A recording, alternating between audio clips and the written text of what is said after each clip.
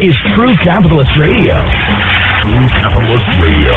I am your host, the man they call Ghost. The badass of business. Give him capitalism or give him death. That's it. Period. Broadcasting from his Skyline office studios in beautiful downtown Austin, Texas. You sound fruitier than a box of Fruit Loops, for Christ's sake. And now, he'll take it from here. Your host, the prognosticator of prognosticators, the man they call Ghost.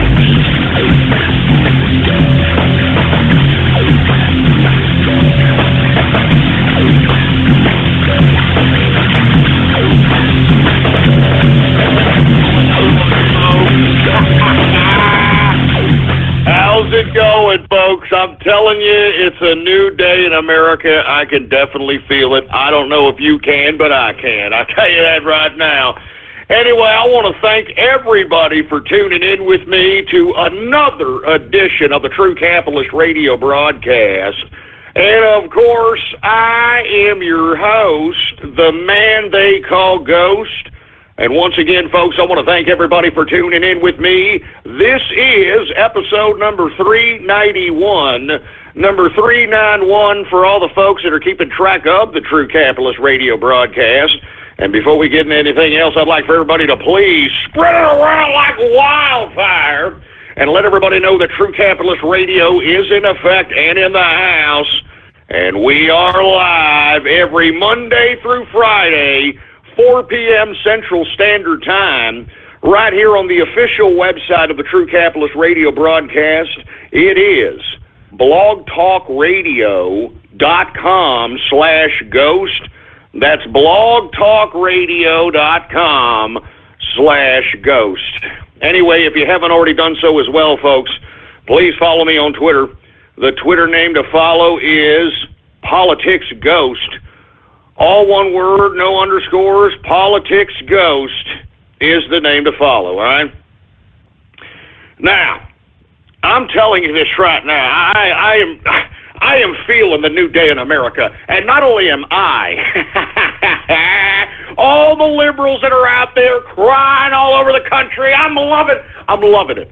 I'm loving it. I'm loving it. I'm loving it. I'm loving seeing all these liberal tears out here. As a matter of fact, let me go ahead and take a sip on some liberal tears right now. Yeah, they're just so delicious. Keep them coming, liberals. Keep them goddamn coming, for heaven's sake. And on top of which, folks, I want to talk a little bit about the Trump effect later on in this broadcast. I'm telling you, the Trump effect is not only happening here in this country, but throughout the world. Throughout the goddamn world. And we're going to talk about that here in a second. But let me go ahead and go over the markets, because I know that everybody is anticipating my analysis on what the hell's going on with the markets. And it hasn't changed from what I alluded to yesterday. I'm telling you this right now. These investors, in my opinion, this is a trap. I think this is a trap here. I think they're trying to lure people into the market before it literally craps out. This is an overinflated market, folks. All right, now, I'm not trying to prevent anybody from, if they want to go ahead and go into the market and gain some liquidity on some short-term pattern day trading. But I'm telling you this right now, this is not the way the market's going to be. This is going to be very short-term. A lot of factors are going to bring this market down, and let me tell you, it could be fourth quarter earnings. It could be bad economic data. It could be bad GDP growth. And of course, folks, we're all waiting for the Federal Reserve to raise interest rates, and now that Donald Trump is president, I personally believe that they may raise interest rates 1.5 points. I mean, just really, really a dramatic amount, to the point where it literally throws a wrench in an already puttering economy, folks. And I think that's exactly what's happening here. So as far as I'm concerned, I know that everybody's all up in the market right now. Everybody's like, yay, the market, yay. But in my personal opinion, folks, I think this is fool's gold, like I said yesterday. All right, this is fool's gold. I do not believe that this market is for real. I personally believe that this is a ruse by Wall Street in an attempt to lure people to put more money in their 401ks, to put more money in their funds, mutual funds, hedge funds, whatever the case might be. I think it's fool's gold, folks. So, as I stated, if you're going to come into the market, you're going to go and you're going to short-term pattern day trade for liquidity purposes, well, by all means, go ahead and do so, but be very aware that at any time, this damn market could tank at any point. I mean, talking free fall. I'm talking so bad that when the first free fall actually happens, they're going to have to pull the plug on the market. I'm calling this right now. I'm calling it right now. If the damn whole market goes into a free fall, folks, I personally believe that they're going to pull the plug on the market. And remember, they pull the plug, I believe, after about a 600-point drop on a single day in the Dow. In my personal opinion, I think that we're way overdue for even a more dramatic drop than that. Anyway, folks, let's go ahead and get to the markets because I really do want to talk about Trump train news. I want to talk about Donald Trump. I want to talk about the new day in America, the new day in the world. I want to talk about making America great again, so on and so forth. Now, let's go ahead and talk a little bit about the Dow Jones Industrial.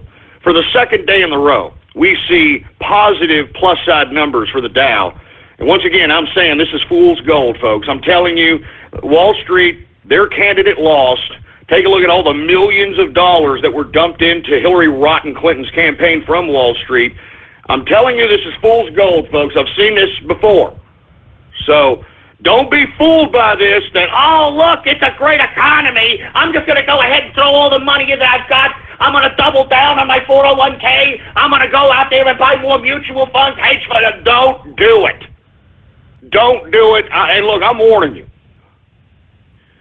Anyway, and of course, though, if you want to go and pattern trade, you want to day trade, you want to short-term trade, you want to hold on to a share for about 5 to 10, 15 minutes, and then get out so you can get whatever liquidity that you can, by all means. But once again, folks, this thing can free fall at any time, and I've been there when it has, and it ain't pretty, all right?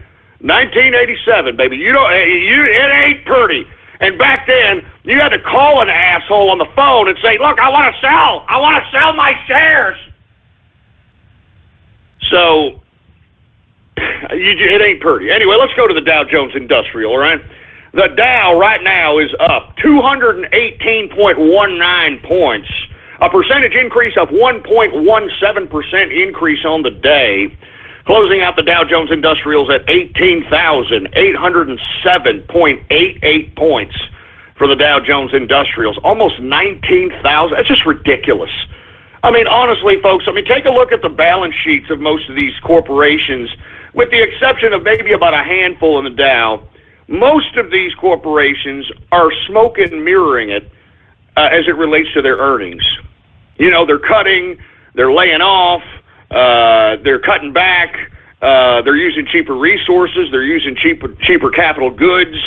There's a lot of different cooking of the books that is enabling a lot of this overinflated market.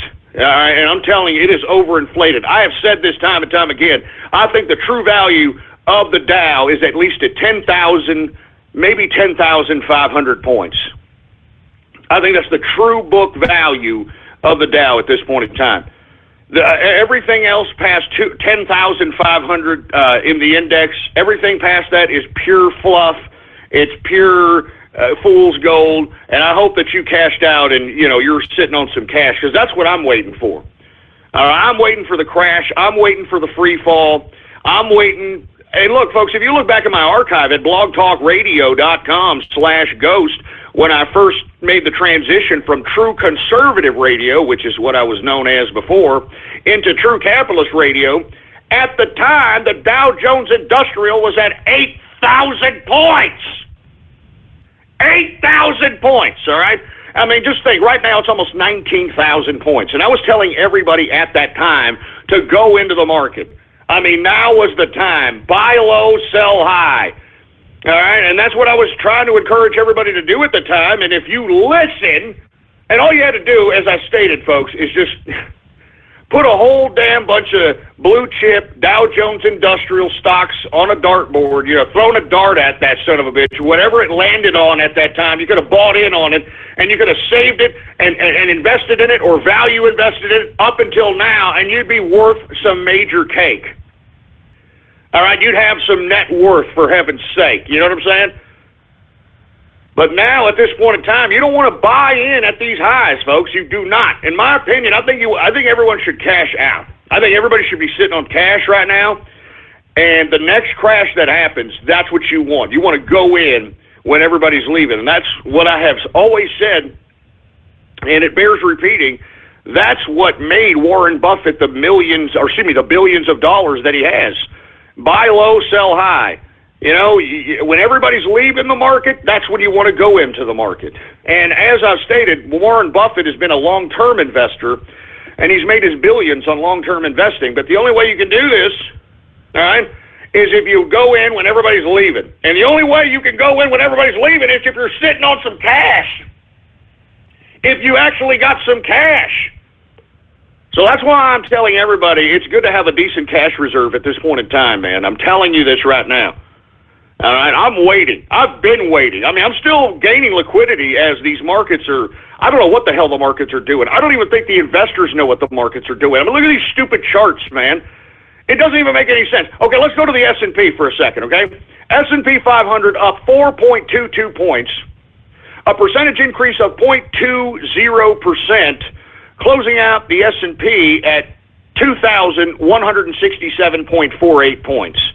Now, I don't understand how that works, okay? We've got the Dow up over 1% today, and then we've got the S&P modestly up at 0.20%. All right? That doesn't even compute. If this was a full-fledged bull plus market, if it was a bull market at this point in time, we'd be seeing at least 1% across the board on all indexes, and we don't. All right? Take a look at the NASDAQ, for Christ's sake. The NASDAQ didn't even close in on the plus side, for heaven's sake. NASDAQ composite right now is down 42.27 points, a percentage decrease of 0.81%, closing out the NASDAQ at 5,208.80 points for the NASDAQ composite. So once again, folks, you're seeing weird discrepancies in all these indexes out here. And in my personal opinion, it's just further proof that the investment community doesn't know their ass from their elbow. They're skittish. They're impulsive. Finance fundamentals is literally thrown out the window. And I'm hoping that when Donald Trump is elected president, he can enact certain things that will enable the market to be open to not just these exclusive ass clowns on Wall Street, but to everybody. And I think everybody in America should be able to partake in the market and be able to navigate their own finances, be able to carve out their own destinies. That's why I try to tell people about the market. That's why I try to tell people how to invest in the market. That's why I encourage people to do so. At this point in time, the only thing I'm encouraging is if you want to pattern trade, you want to catch dips, ride waves for extra liquidity, that's the only thing I advise at this point in time. I'm serious. I think that everything's going to crash. It's not if, it's when. And just look at the discrepancies in the different indexes, man. Anyway, let's move on to the commodities, folks, all right? Because as I stated, I want to go ahead and get to some Trump news because, by God, it's a great day in America, and literally the world is bowing down. Look at the Trump effect. I'm going to talk about that later on the broadcast. The Trump effect, you can even see it in the market here, man. You can even see it in the damn market, for heaven's sake. Good God. Anyway, folks, let's go ahead and get to the commodities here, and let's get to energy. Now, the IAEA, the International Atomic Energy Agency, which is an international bureaucratic institution, it put out a report today that stated that OPEC is at all-time high production levels, even though these idiots have been supposedly meeting in an attempt to try to cut supply so that we can bring up some of these damn oil prices. But for whatever reason, all right, the leaders of the OPEC meetings cannot convince these other producers from cutting. I mean, some producers are willing to cut, some aren't. Some are only willing to cut a certain amount. And literally, this is what has been retarding the progress in any potential profit in the energy commodity sector. Now, when the IAEA put out its report today that that OPEC is at all-time high production levels, this just throws a wrench in an already puttering goddamn energy sector. Let's go ahead and get to it as far as I'm concerned. Energy right now, WTI sweet crude, folks, down 98 cents. A percentage decrease of 2.16% on the day. Good God! You see, that's why I told you I abandoned ship about a week ago on this. Remember I said, look, I am no longer holding anything as it relates to any kind of oil ETFs or anything of that nature. These idiots at OPEC can't, I don't know what it is. I don't know if they got their turbans on too tight on their heads. I don't know what it is, but they can't come to an agreement on how much to cut, who's going to cut, how much. They can't figure it out. So as a result, we've been seeing a dramatic decrease in the energy commodity sector, and we're going to continue to see it. And I'm surprised by it, to be honest with you. I mean, we're headed into the holidays. You would think that a lot of these oil-producing nation-states would have a financial incentive to cut production and to increase the cost of oil and barrels of oil. But, of course, I guess common sense, once again, in investing has gone out the window with everybody, folks. I don't know what the hell's going on here. Anyway, it closes out WTI sweet crude at $44.29 per barrel of WTI sweet crude. Let's go to Brent crude, which is the crude oil consumed by Europe and that part of the globe.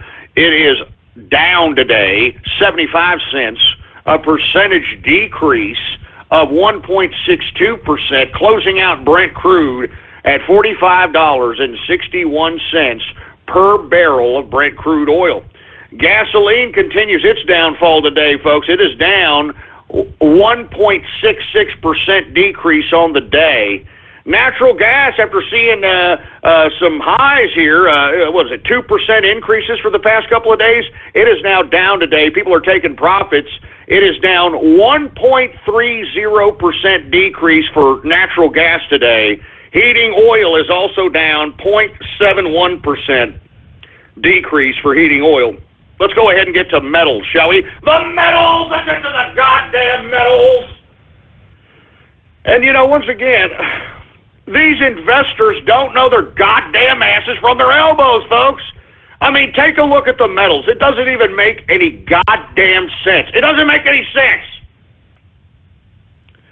Gold today is down, all right, $14.90, a percentage decrease of 1.17% decrease on the day, closing out gold at $1,258.60 per troy ounce of gold.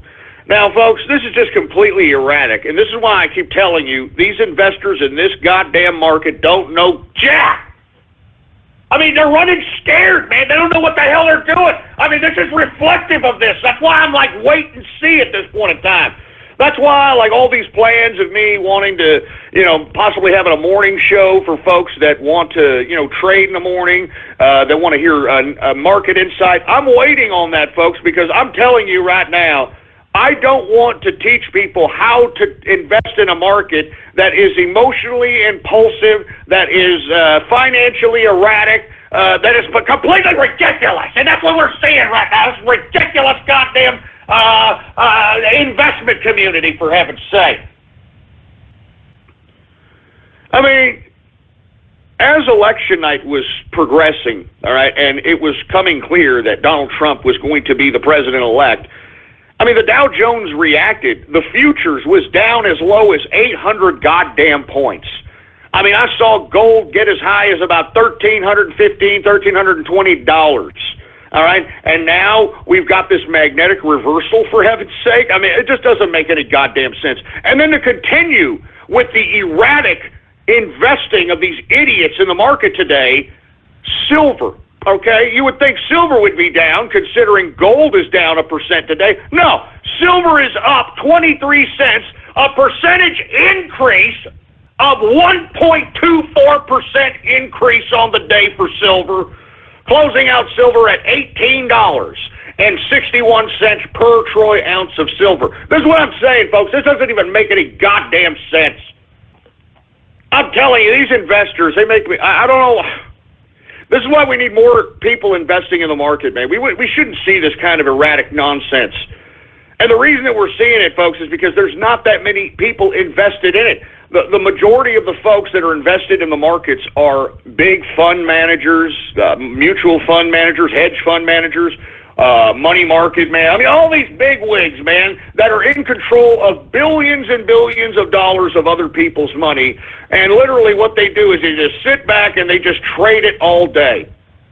They just sit back and trade other people's money all goddamn day. And this is really what it's all about as it relates to the investment community of today. This is what it comprises of: a bunch of bigwig, idiot fund managers that are taking billions of other people's money and playing the market with it. And this is why you see such erratic crap. Anyway, we've got copper.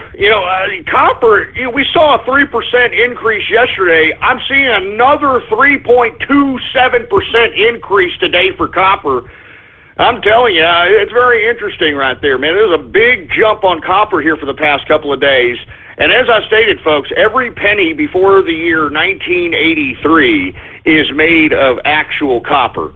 And as I stated yesterday, folks, you could go go to your nearest demolition company and say that you'll help them prep demolition if you get dibs on some of the raw materials. And there's a lot of copper to be stripped down on a lot of appliances, on a lot of the air conditioning units, a lot of things, electrical, so on and so forth, that you could literally strip down in a demolition process and make a few $100s just by taking the materials and cashing them out at a metal scrap situation. So, as I stated, folks, all right, as I stated, there are a variety of ways to make money, all right? As a matter of fact, some people are taking my advice, and they're going to their banks, and they're getting $20, $30 worth of $50. And look, this is something that is a strategy for you folks that maybe want to, make a quick buck or two. And this is what I always do. I always think about making money. That's what I do, making money, baby. You go to your bank and say, you give them a $20 bill, all right? Give them a $50 bill and say, yeah, I'd like $20 or $50 in $50, okay? In $50. And what you want to do by them doing that is to be able to potentially catch any $50 that were printed or minted, I should say, before 1964. All right, any $50 before 1964 are silver, baby. I mean, they're worth a hell of a lot more than the face value or the spot value of that particular coin right there, baby. I'm telling you, I mean, this is how you make money. I'm not joking around.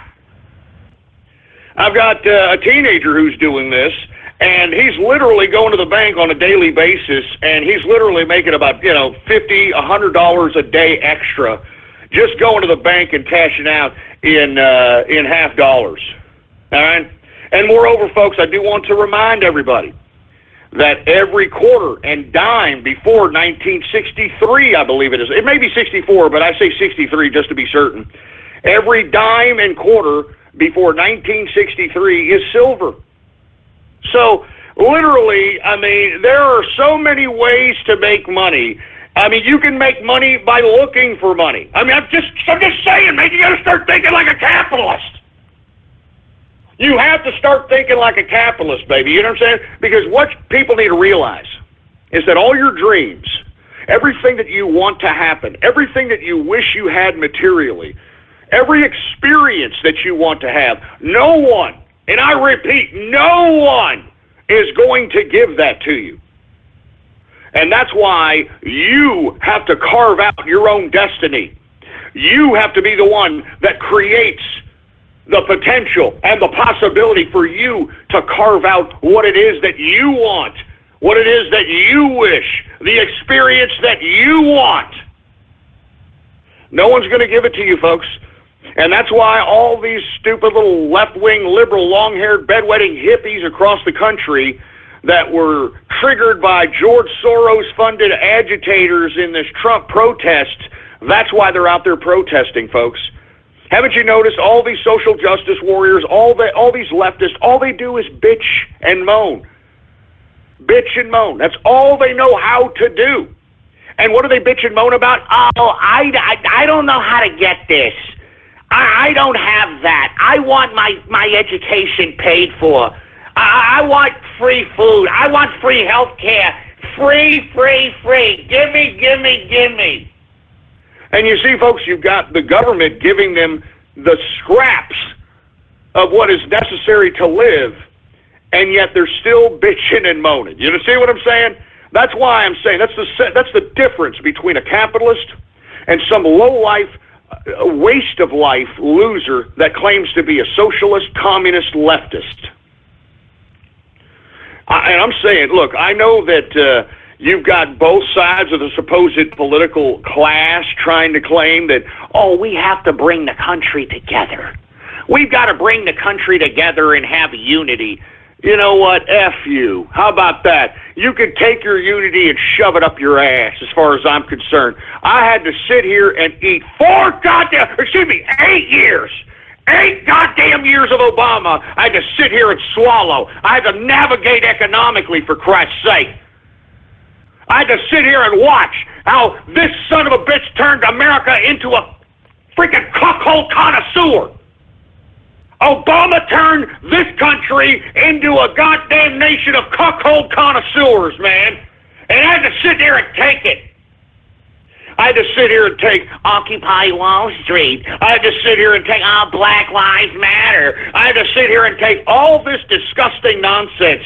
I had to sit here and take that, being a community organizer is actually a very valiant occupation. I had to sit here and take this crap.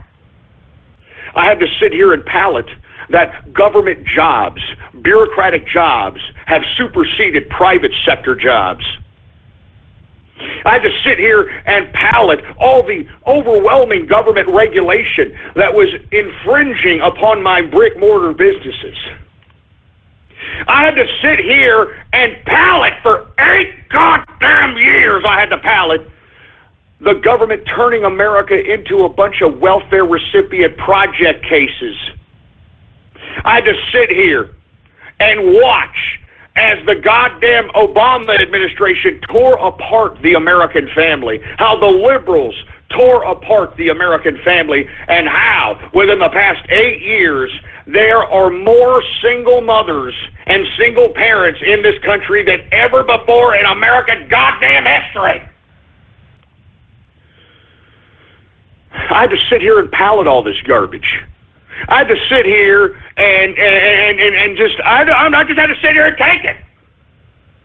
And now you've got the left, you got Obama, you got the political class, you got the media, you got all these people claiming, we've got to come together. We've got to come together and we've got to unify under the country. I get shut up. Let me tell you something, all right? I'm going to be honest with you, all right? I don't want to unify with these stupid liberal pieces of garbage, all right? I don't want to unify with these people. These people are pieces of trash. These people have voluntarily turned our country into a pussified version of itself, all right? And look, I'm not going to get to the agriculture right now. Look, the bottom line is I want to talk about this Trump effect, all right? I want to talk about the Trump effect. The bottom line is, folks, is that this damn Obama, this mulatto, all right, or supposed black president, even though this president has thrown black people back about 60 years economically, socially, and politically. I'm serious, man. I'm not joking. And that's why I'm saying, man, what we need to do, and we need to comprehend, is that now that we are over with Obama, take a look at the Trump effect. The Trump effect is in full effect. Take a look at what it's done to the markets. The markets don't know whether to well, I shouldn't say that. They don't know whether to pee or get off the pot. You know what I mean? They don't know whether to take a crap or get off the pot. They don't know whether they're coming or going.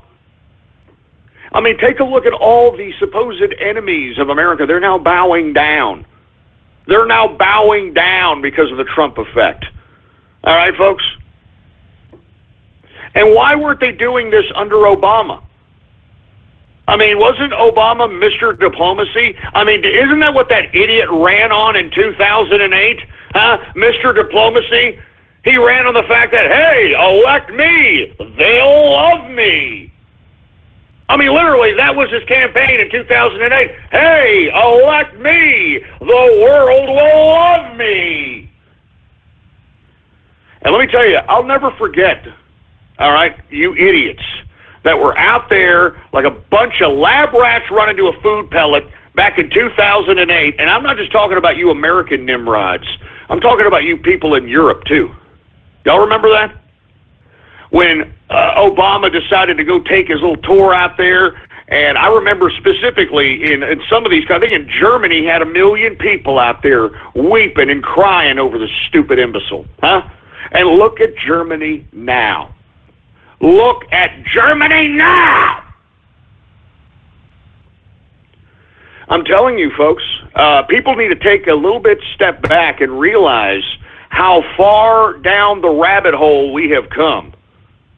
We have come down the rabbit hole to the point where in 2008, everybody, oh, hope and change, and yes, we can, and oh, it's going to be such a great world when Obama's elected. I remember hearing this crap in 2008. Oh, we just need to elect Obama. If we elect Obama, the world will love us. Europe will love us. The world will be in peace. What happened? The world is in complete disorder. It's in complete disorder. And everybody has gone mad in this country.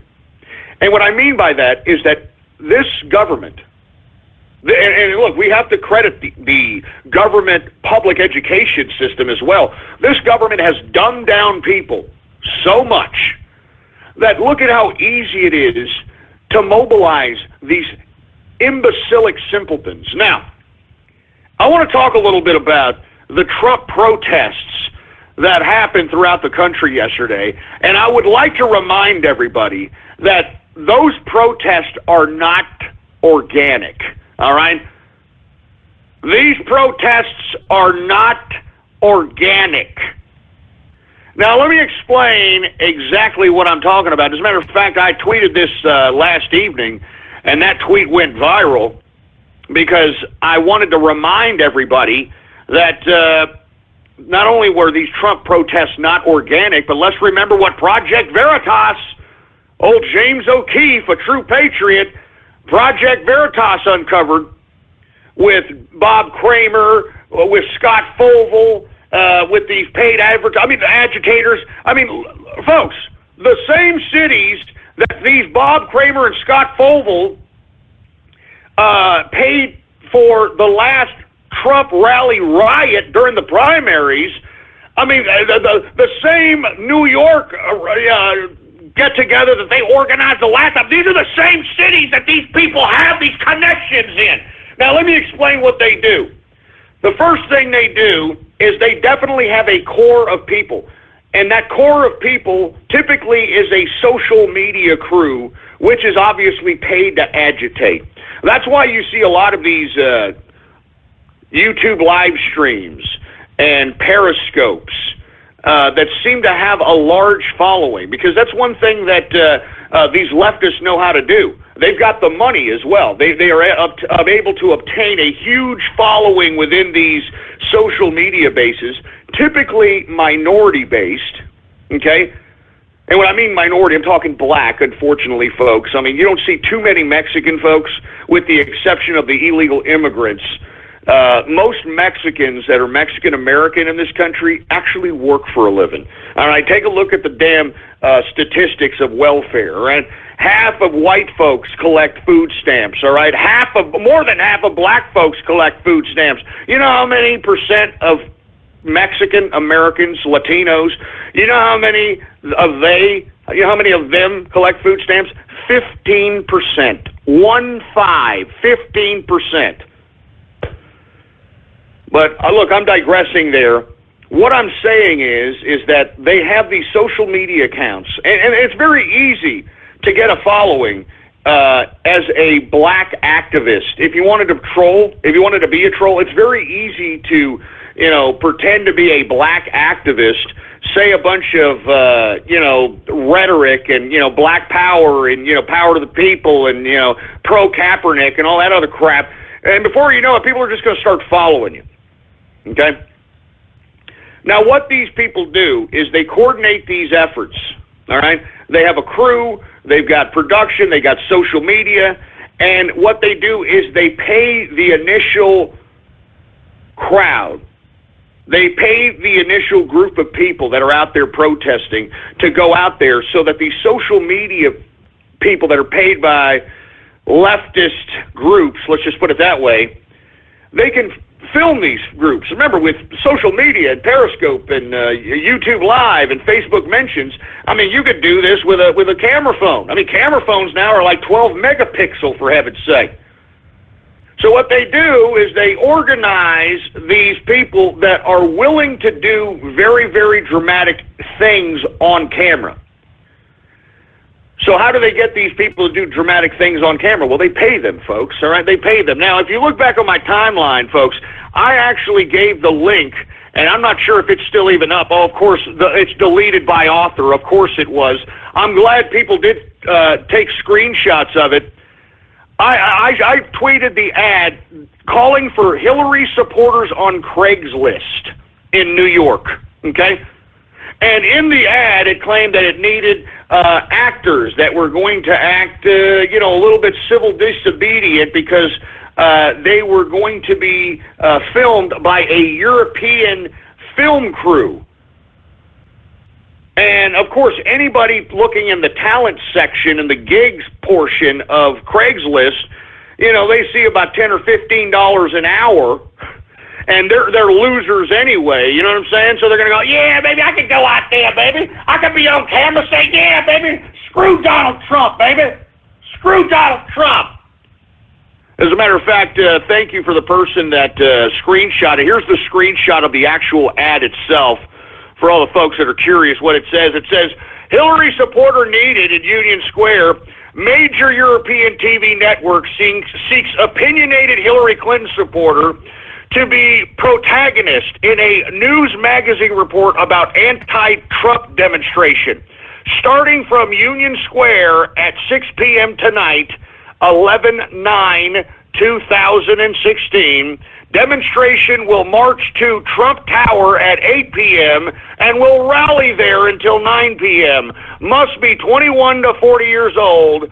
Please send contact details and photo. There it is, folks. There it is right there. I just retweeted the screenshot. There it is. These Trump protests are a bunch of crap. Now, let me explain something. Now, what happens is when they have these social media paid groups, and you see in this ad it says that they have a European TV network, which is a bunch of crap, folks. You know as well as I, it's nothing but a bunch of social media crew. They probably got one feed in the Facebook mentions, another feed in a YouTube live feed, another feed on Snapchat, another feed on Periscope. And what they do is they're on camera saying, yeah, if you in New York, baby, and you black, come out here right now and march with us, baby. Come out here and march with us right now, baby. Come out here and march with us. We taking down Trump, baby. And seriously, that's how they're able to mobilize individuals that would be otherwise sitting at home watching The Voice, waxing their carrot, eating ramen noodles, whatever they're doing, all right? They see this on the internet. They see it live. They're like, man, baby, I live right down the street. Let's go, baby. We ain't got nothing else better to do, baby. Let's go. Let's go ride, baby. Let's go beat up Whitey, baby. They are the ones that are instigating this. They are the ones that are agitating this. This is all a ruse to basically agitate, throw fuel on the fire of an uneducated populace, folks. That's all this is. That's how they were able to agitate. Y'all remember the Egyptian revolution? I mean, that's how they were able to agitate that. I mean, y'all remember when I was broadcasting that asshole from Google? A Google executive helped agitate the Tahrir Square protest, which ended up becoming a riot, which ended up becoming a revolution. All right? Y'all remember? During the first time, this is before Mohammed Morsi was elected and then removed. Wael Ghanem was the Google executive that did the same type of garbage that we're witnessing here in New York, in Chicago, and in other parts of the country. I mean, take a look at where these protests are happening, folks. Take a look where they're happening. I mean, they're happening at the same locations that they happened during the primary. They're happening at the same locations there. I mean, it's all paid agitation. All paid agitation, folks. So all this Trump protest nonsense is not organic. It is paid agitation, and guess who's one of the main funders of this son of a bitch? None other than George Soros. That's right, folks, George Soros. And I have no idea why. No one understands this. As a matter of fact, I actually memed George Soros this morning. And that meme is actually still going viral here. I mean, I tweeted, America elects a bigot, because that was trending because some bisexual, I asked him if he had HIV, but he didn't want to answer. His name is, what is his name, Charles Blow? I think is his name. I'm not joking around. He wrote an article for the New York Times. I think it was Charles Blow, I think is his name. I'm not joking. Charles Blow. I think his name, I called him Mr. Blow because I looked up his biography. He is a bisexual, or is admitting to be a bisexual. How convenient. He wrote an article for the New York Times, America elects a bigot. And it was trending. It's actually still trending. So I put that with a question mark, and I put hashtag Black Lives Matter needs to wake up. A white man owns their pathetic movement. And then I put a picture of George Soros that says, I'm George Soros. I own Black Lives Matter. And you see, folks, that's what these people need to understand. You know, and look, I've had black folks tweet at me saying, man, you ignorant, man.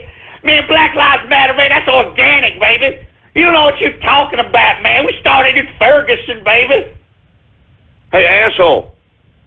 Why don't you take a look at who funded all that Ferguson nonsense, all right? Why don't you take a look at who's leading Black Lives Matter, all right? And look, I asked Mr. Charles Blow, who wrote this ridiculous article, America elects a bigot, all right? I read this article, and basically it's nothing more than the same type of, passive-aggressive, fruit bowl rhetorical nonsense that D. Ray McKesson basically spews out of his suckhole, literally, okay? Now, what I would like to know from all the brothers, all right, and I'm talking these hard-ass brothers that are going out there that are beating Whitey's ass because they're being agitated and triggered by George Soros and his money, okay? I'd like to know why exactly are all your leaders either white people in blackface, which, let's go to Sean King, Rachel Doziel. I can go on and on. I mean, they're either white people in blackface, or they are homosexual, or have HIV/AIDS. And the reason I ask this is because I believe that anyone who is supposed to be a leader of a racial makeup, anyone who's supposed to be a leader of a race, supposedly, or some kind of a racial movement, I mean, their whole focal point, their whole political philosophy, their mindset, their perspective should be all about the cause. You know what I'm saying? I mean, it should be all about the cause at this point in time. And the cause would be, in this case, Black Lives Matter, right? Black Lives Matter, baby. Don't Black Lives Matter. Black Lives Matter. But, folks, and I'm talking to you Black Lives Matter supporters, I'm talking to you black folks. I mean, take a look at D-Ray. Why don't you do a Google search right now? Put D-Ray LGBT. Put D-Ray HIV. And take a look at what comes up. And the reason I say this is because I'm not hating on anybody on... First of all, I don't really care what you do sexually. First of all, I don't understand why sexual or where you take it is all of a sudden an identity. I'm serious, man. I mean, where the hell did this come from all of a sudden? All right, because you take meat in a can, we have to what? Identify you as gay first? I mean, whatever happened about people identifying themselves as human beings? I mean, didn't Martin Luther King say it was the content of your character, not the color of your skin? And here you've got LGBTQ not wanting to be known for the color of their skin, but what kind of skin they take in their orifice. I mean, good God! Look, I have no hatred towards anybody. If you are, if you like partaking in same-sex sexual activity, that's your problem. I don't care. No one cares. In America, we've already grown accustomed to the fact that, hey, if somebody wants to go out and they want to be a promiscuous, whether it's heterosexual, homosexual, lesbianic, transsexual, it doesn't matter. It does not matter. The problem is that when you've got individuals that the first thing that they want you to identify is whether they play the flesh flute or take meat in the can, I think that's highly inappropriate. I mean, I think that's just as inappropriate as these disgusting sluts like Amber Rose, who are encouraging women to basically be no different than, openly fruity gay homosexuals that want to throw the fact that, hey, I could potentially look at the bulge in your pants and probably like it. So, I mean, I'm serious. I'm not joking around. Look, I just I don't care about what you like sexually. I care more about a person's content of their character, on whether or not they're a capitalist, whether or not they're a taxpayer, whether or not they are a good person. I mean, let me tell you, that's what I care about most of all. Actions speak louder than words because, man, let me tell you something. Anybody can say anything, including parrots, including birds, all right? Actions speak louder than words. And in my personal opinion, I've been hearing a lot of hot air and a lot of talk from the LGBTQ community, to be honest with you. Now, in my personal opinion, I personally believe that black folks, they need to wake up and they need to realize that they are not in control of their own community.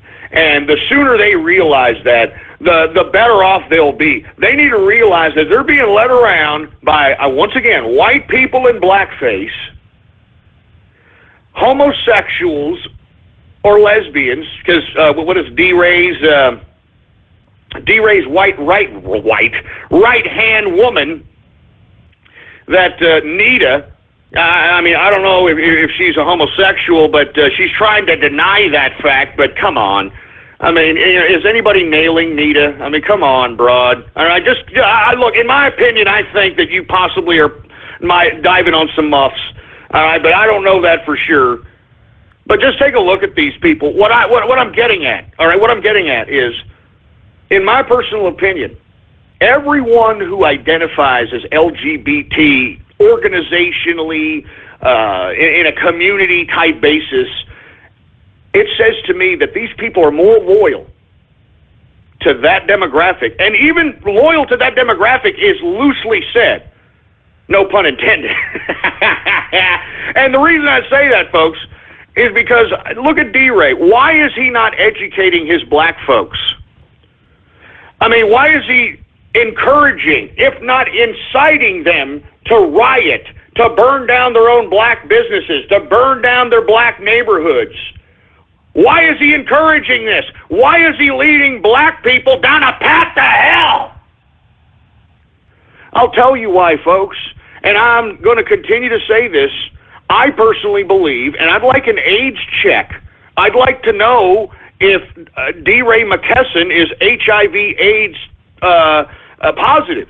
Because in my opinion, just as I alluded to with Scott Fogle not too long ago, when these homosexuals, in my personal opinion, especially leftist homosexuals, when they find out that they've got HIV/AIDS, it all of a sudden becomes a different mindset to these folks. And look, let me tell you, I lived in Austin, Texas. As a matter of fact, I'm going to go back to Austin, Texas here in about 5 or 6 months.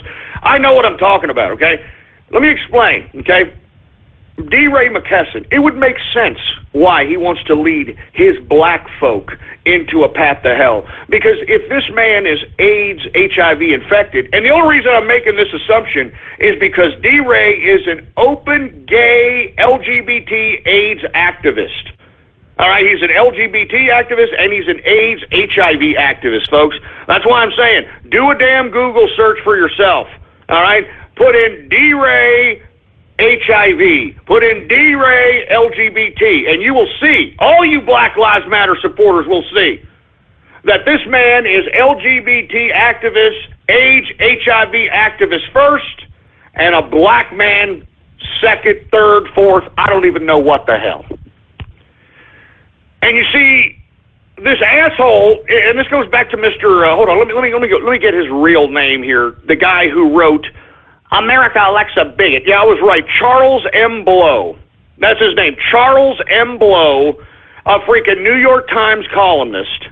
Okay, writes this ridiculous, pathetic rag of a goddamn article.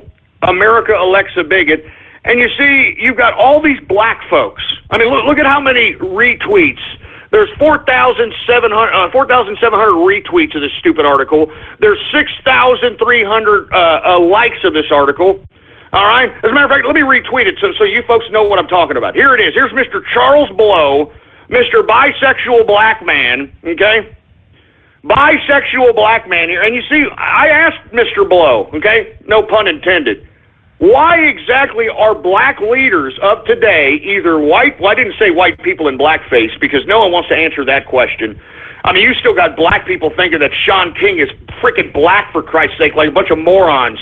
I mean, I don't know, I didn't want to go there. Anyway, listen, I asked Mr. Blow, why is it that black leaders are homosexual, okay, or HIV/AIDS positive? I mean, can somebody explain that to me? And I wanted to ask Mr. Blow here, but Mr. Blow refuses to acknowledge my question because I'd like somebody to answer it, man. I'd like one of the brothers to answer it, man. I'd like one of the brothers that are going out there right now and beating up Whitey to answer it.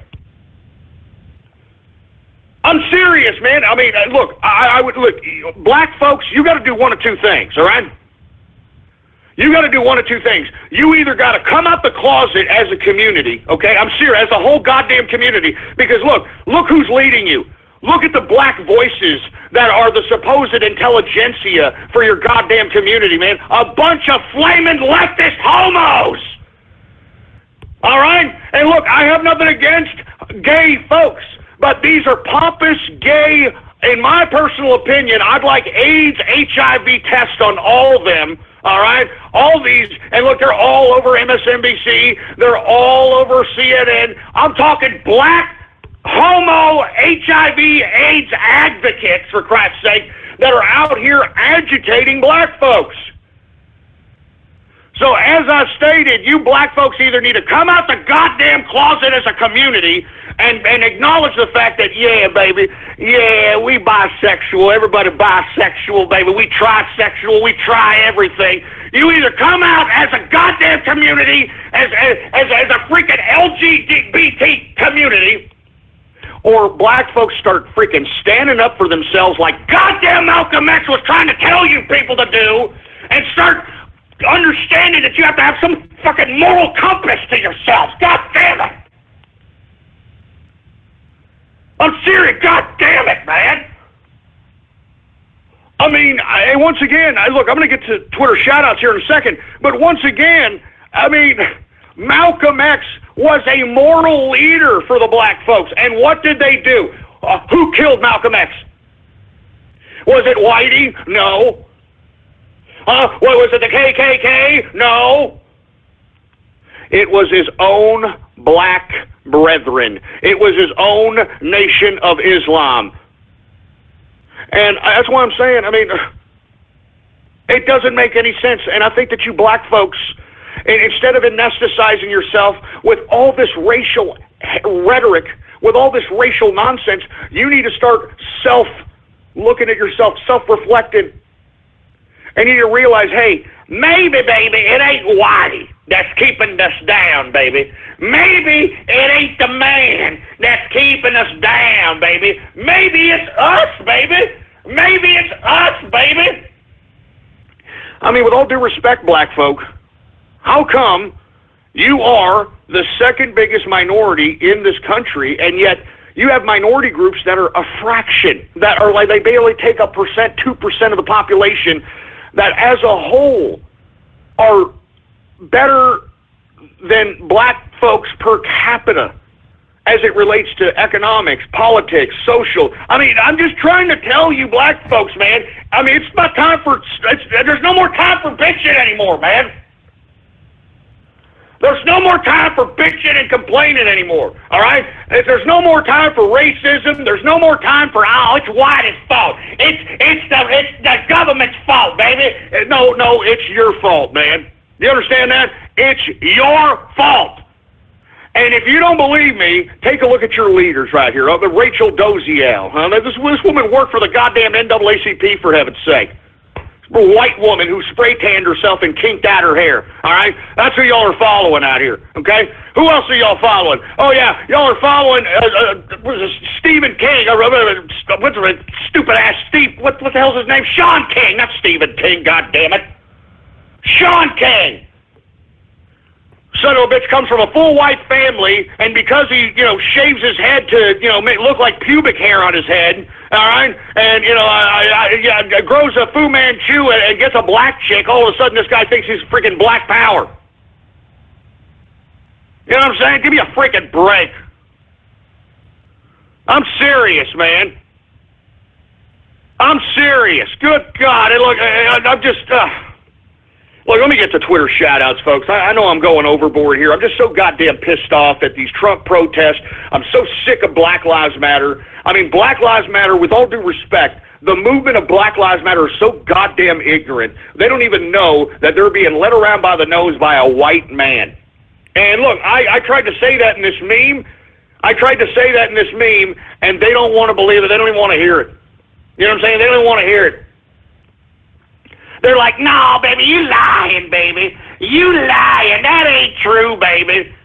Black Lives Matter organic, baby. The black people made it, baby. Yeah, just like black people made rap, right? Just like black folks made rap. Don't you black folks understand? Rap and the whole degenerate culture of hip-hop was created by a white elitist or Jewish elitist. Take a look at a guy by the name of Jimmy Iovine. All right? Take a look at Jerry Geller. All right? These are the guys that created rap, you dumb morons. And yet, unfortunately, you people want to believe that rap and the degeneracy therein is equated to black culture. I'm telling you, Malcolm X will be spitting in his grave right now. You should all be ashamed of yourselves. Each and every one of you partaking in Black Lives Matter, you're selling out your own goddamn race to a goddamn elitist in George Soros, and you people don't even know your ass from your elbow to understand it, for Christ's sake. Jesus Christ. Let's go ahead and go to Twitter shout-outs, for Christ's sake. I'm already pissed off enough by even talking about this crap. Jesus Christ, man. When are you going to learn, black folks? Seriously, man. Come on, wake up. Wake up. You're being led around by a bunch of homosexuals and HIV/AIDS victims, and you idiots don't even know it. Anyway, let me go ahead and get to some Twitter shout-outs. If you want a Twitter shout-out live right here on the broadcast, all you got to do is go to my Twitter account. As a matter of fact, go to my Twitter account, Politics Ghost, all one word, no underscores, Politics Ghost, and retweet the tweet that states True Capitalist Radio Live. Retweet the tweet that states True Capitalist Radio Live, and I'll give you a Twitter shout-out live right here on the broadcast, right here and now. And before I get on to anything else, we are now in the second hour of the True Capitalist Radio broadcast. And, of course, I am your host, the man they call Ghost. And once again, I want to thank everybody for tuning in with me. Once again, bookmark the official website of the True Capitalist Radio Show. It is blogtalkradio.com/ghost. And, of course, folks, I am giving everybody the Inner Circle discount for the Meme War Soldier Apparel. That's right, Meme War Soldier Apparel. If you want your Meme War Soldier shirt with Capitalist Army written on the back, we got hoodies, we got freaking mugs. Everyone gets the Inner Circle discount till Saturday, folks, and you can go ahead and click the link on my Twitter account right now. It is the pinned tweet on my Twitter account. Click the pinned tweet on my Twitter account and get the Inner Circle discount, and it's only available till Saturday, folks, okay? So strike while you can. Get the Inner Circle discount while you can. Meme War Soldier Apparel, baby. It's a relic of the Meme Wars! It's a relic of the Meme Wars! Anyway, do we have any Twitter shout-outs by any chance, engineer? All right, well, let's go ahead and get to some Twitter shout-outs right now. Anyway, we got Critical Sands in the house. What's going on to Dots Kit? How you doing? We've got Supa in the place. Sergeant Yoda in the house. What's going on? We've got Pennsylvania for Ghost. We've got Lawrence of Arabia. Who else we got here? DJ Reagan in the mix. We've got CDI Fan 237. We've got Obama is Black Trump. What the hell does that mean? Obama is black. Obama's an idiot. What are you talking about? He turned goddamn America into a bunch of cuckold connoisseurs. Jesus Christ. Anyway, who else do we have here? We got Cogdat. We've got Polka. What's going on to Pole out there? How you doing, man? Keep investigating, man. You got guys on Pole. I'm telling you, everybody is underestimating the power of Pole, all right?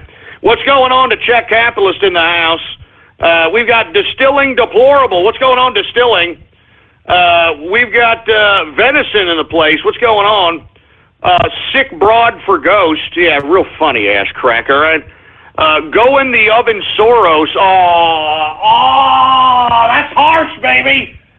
Although George Soros was a Nazi collaborator that helped the Nazis, put his fellow Jewish brethren into the gas chambers. That's an actual fact. As a matter of fact, hey, can you cue up the time that he talks about Nazi occupation being the greatest time of George Soros' life? Can you get that, engineer? What the hell's your problem? He doesn't like George Soros. I don't blame him either. Anyway, look, this is George Soros talking about the happiest time of his life being under Nazi occupation. Go ahead and roll it, engineer. This is George Soros. This is a man that owns Black Lives Matter. This is a man that owns Black Lives Matter. Go ahead, engineer. It was actually probably the happiest year of my life, that year of German occupation. For me, it was a very positive experience. It's a strange thing, because you see incredible suffering around you, and in fact, you're in considerable danger yourself. But you're 14 years old, and you don't believe that it can actually touch you. You have a belief in yourself, your belief in your father.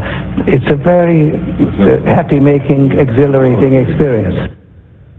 Yeah, there it is, right there. The Prince of freaking Darkness, George Soros, talking from his own words. That's a real clip, folks, talking about the most happiest time of his life being under German occupation, for heaven's sake. Jesus Christ. What a sick man. What a very sick man. We got the MySpace Mexican in the house. What's going on? We got big top capitalist in the place. Dorito Burrito, Ward 24, anarcho-capitalist. What's going on? Who else do we got going on here? We got Justin Rutherford in the place. Ghost Kruger. Jesus Christ. The new CTR. We've got Havel the Rock in the place.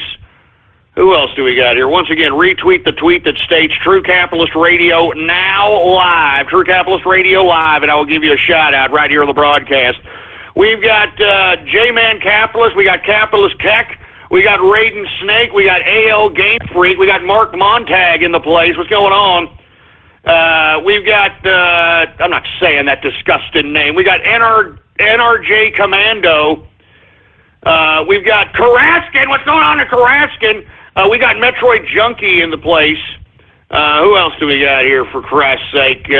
We got, I'm not saying these sick-ass names, man, all right? You assholes that are sitting here trying to put these sick-ass names out here, you guys are sick, twisted pricks, all right? Tell you that right goddamn now. We got Crackhead Cuckery. Oh, Jesus Christ, man.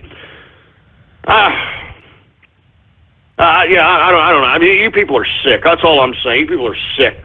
And there's Dildo Faggins. Anyway, we got Disco Waffle in the house. There's Smiler. What's going on? Michael Clark done goofed.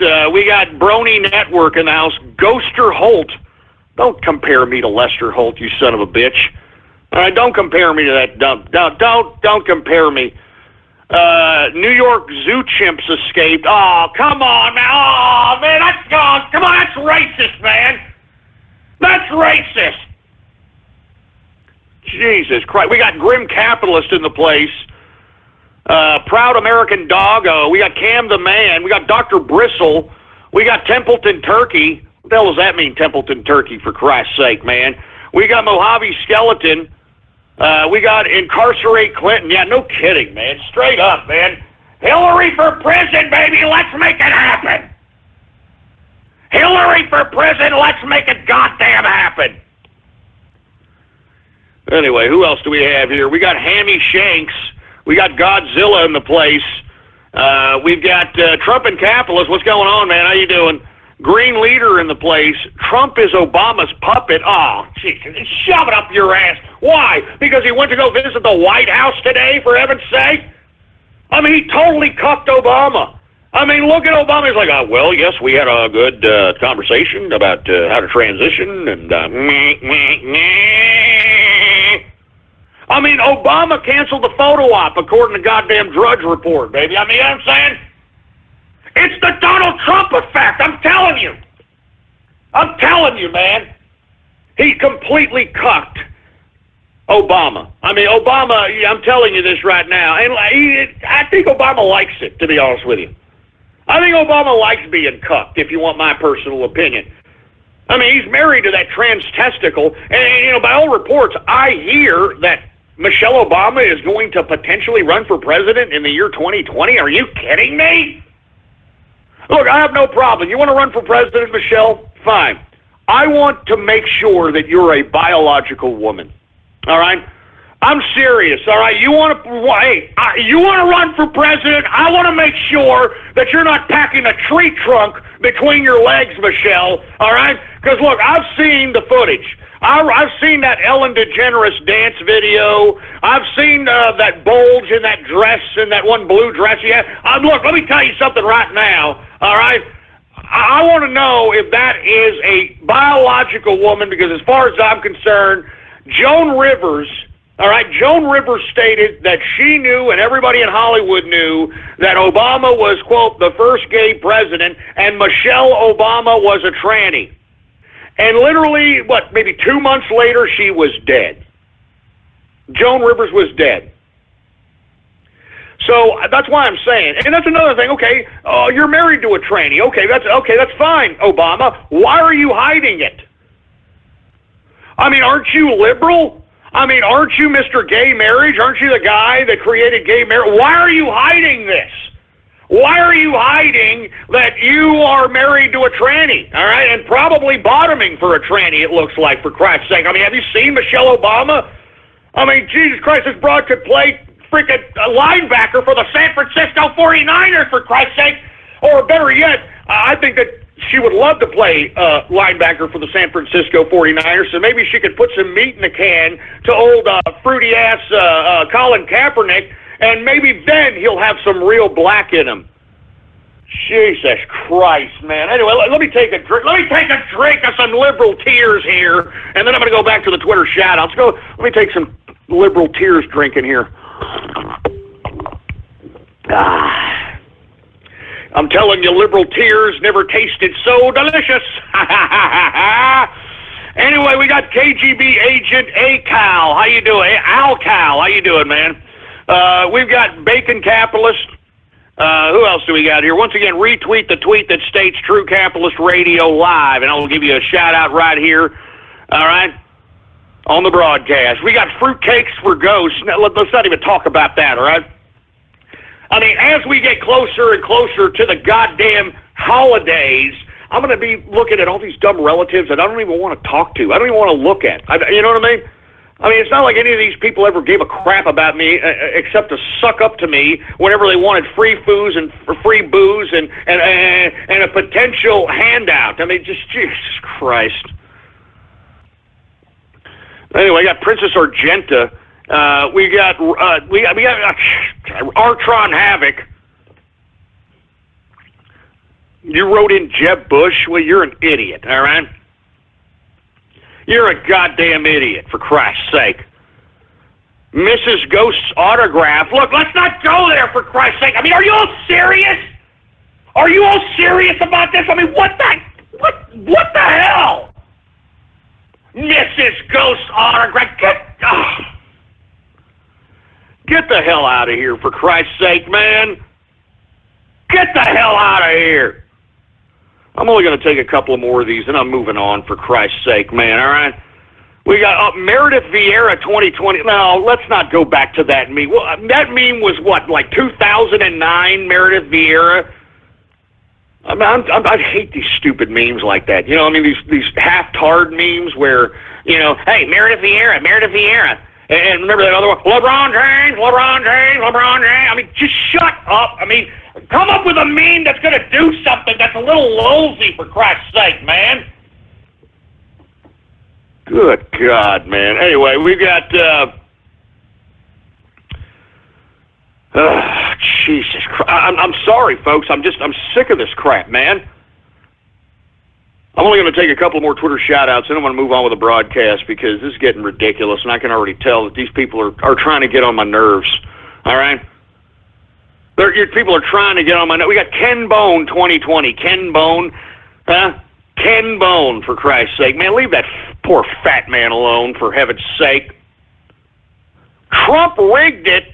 You know what? Shove it up. Shove it up your ass.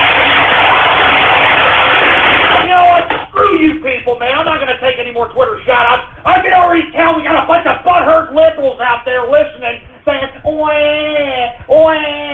Trump rigged the election. Shove it up your ass. Shove it up your ass, for Christ's sake, man. Give me the goddamn mic. Give that goddamn mic, for Christ's sake. Jesus Christ. Look, I'm not going to take any more Twitter shout-outs, all right? You people are ass cracks, all right? What's going on to M Coffee 32? What's going on the boat, okay? I mean, that's it. I'm not doing anymore. I mean, look, we won the election, okay? And you liberals need to come to grips with that, all right? We lived 8 years under this disgusting Obama. We lived 8 years under this disgusting, despicable, ridiculous entitlement America. Junkyard America. That's what we lived under. Freaking junkyard America. And we're tired of it, folks, all right? For all you folks that are out there protesting, where the hell were you out there during the time that Hillary Rotten Clinton needed your vote? Huh? Where the hell were all you folks out there that are gathered around in these protests? Where in the hell were Hillary Rodham Clinton needed your goddamn vote? Where the hell were you out there, boy? I'll tell you where you were at. You were sitting on your fat jelly ass, all right, probably smoking a damn Philly blunt, drinking on a 40-ounce, eating a damn Kit Kat, watching the damn Golden Girls, for Christ's sake. Who cares what you're watching? I can guarantee you weren't practicing your constitutionally protected right to go out and vote, and because you did it, now you got to sit there and take it and eat it. And I'm going to remind each and every one of you liberals, if you don't like President Trump, if you don't like the way it sounds, you got two choices. You get the hell out of our country right now. Get the hell out of our country right now, or you just sit there and take it and eat it. Eat it! Eat it! Eat it! You're goddamn right. You keep eating it. You eat crow, boy. And let me tell you, I talked about this yesterday. I talked about these liberals having to eat crow yesterday, and guess what? A New York Times article I read today was titled, "We Have to Eat Crow." You're goddamn right! You sit there and you keep eating, fatty! Keep eating! Keep eating, fatty! Keep eating! Woo! I'm telling you, let me have some more liberal tears, for Christ's sake. I'm loving them. They're so goddamn delicious. Oh, my God, they're so goddamn delicious. Anyway, folks, let's go ahead and get to the crux of the broadcast, and I want to talk a little bit about the Donald Trump effect. By God, I want to talk about the Donald Trump effect, all right? Now that Trump has won the White House, now that he is the president, everybody is bowing down all of a sudden. Everybody that was chesting up to America during the tenure of weak-ass, fruit bowl, power bottom Obama's tenure, they're now wanting to make nice with Trump. I mean, isn't that ironic? Don't you think? I'm serious, folks. I mean, take a look at what's happening across the world right now. I mean, first and foremost, all the celebrities, all the idiots that claimed that they were going to leave the country if Donald Trump was president are now backpedaling on that son of a bitch. I mean, all these celebrities, Lena Dunham, she's not going to leave the country. Miley Cyrus, Amy Schumer, come on, where y'all got Chelsea Handler? Get the hell out! And I'm telling you, everybody on poll, everybody on the internet, you are within your ethical and moral right to go and tweet, Facebook message, any form of communication of social media to tell these people to pack their bags and get the hell out of the country. Seriously, man, get the hell out of the country. Jesus Christ, man. Oh, look at this. And I want to thank, who forwarded me this before I tweet this? Pony Opera, some pony guy. All right, great. Rainbow Dasher 29. Thank you very much for forwarding me this. Grubhub. All right, for you folks that are Grubhub customers, this may interest you. Grubhub CEO tells pro-Trump employees to resign. Look at this. Now, if you're pro-Trump, you are now being asked to resign. Look at that. There it is right there. Well, you know what? Screw you, Grubhub. Screw you, for Christ's sake, man. I'm telling you this right now. Everybody spread that around like wildfire so that everybody who is pro-Trump can literally shit-can any account they may have with this or not even obtain one altogether. Freaking Grubhub telling employees that are pro-Trump to resign. I just retweeted that son of a bitch right now. Look at this. Look at this. Hey, I'd like to tweet at Charles Blow. Who's more bigoted now there, brother? Huh? Who's more bigoted now? We got the Grubhub CEO saying that pro-Trump employees need to resign. Look at that. Look at that right there, folks. This is the new America. And you know what? We can thank this Barack Obama. We can thank Hillary Clinton. We can thank the Democratic Party. We can thank the political class. This is who we have to thank for this disgusting, despicable America that we have found ourselves in. But let me tell you, I am optimistic, folks. I personally believe that when Donald Trump is elected president, we are going to make America great again. And I personally believe that we're going to have to make some difficult choices, like with every administration.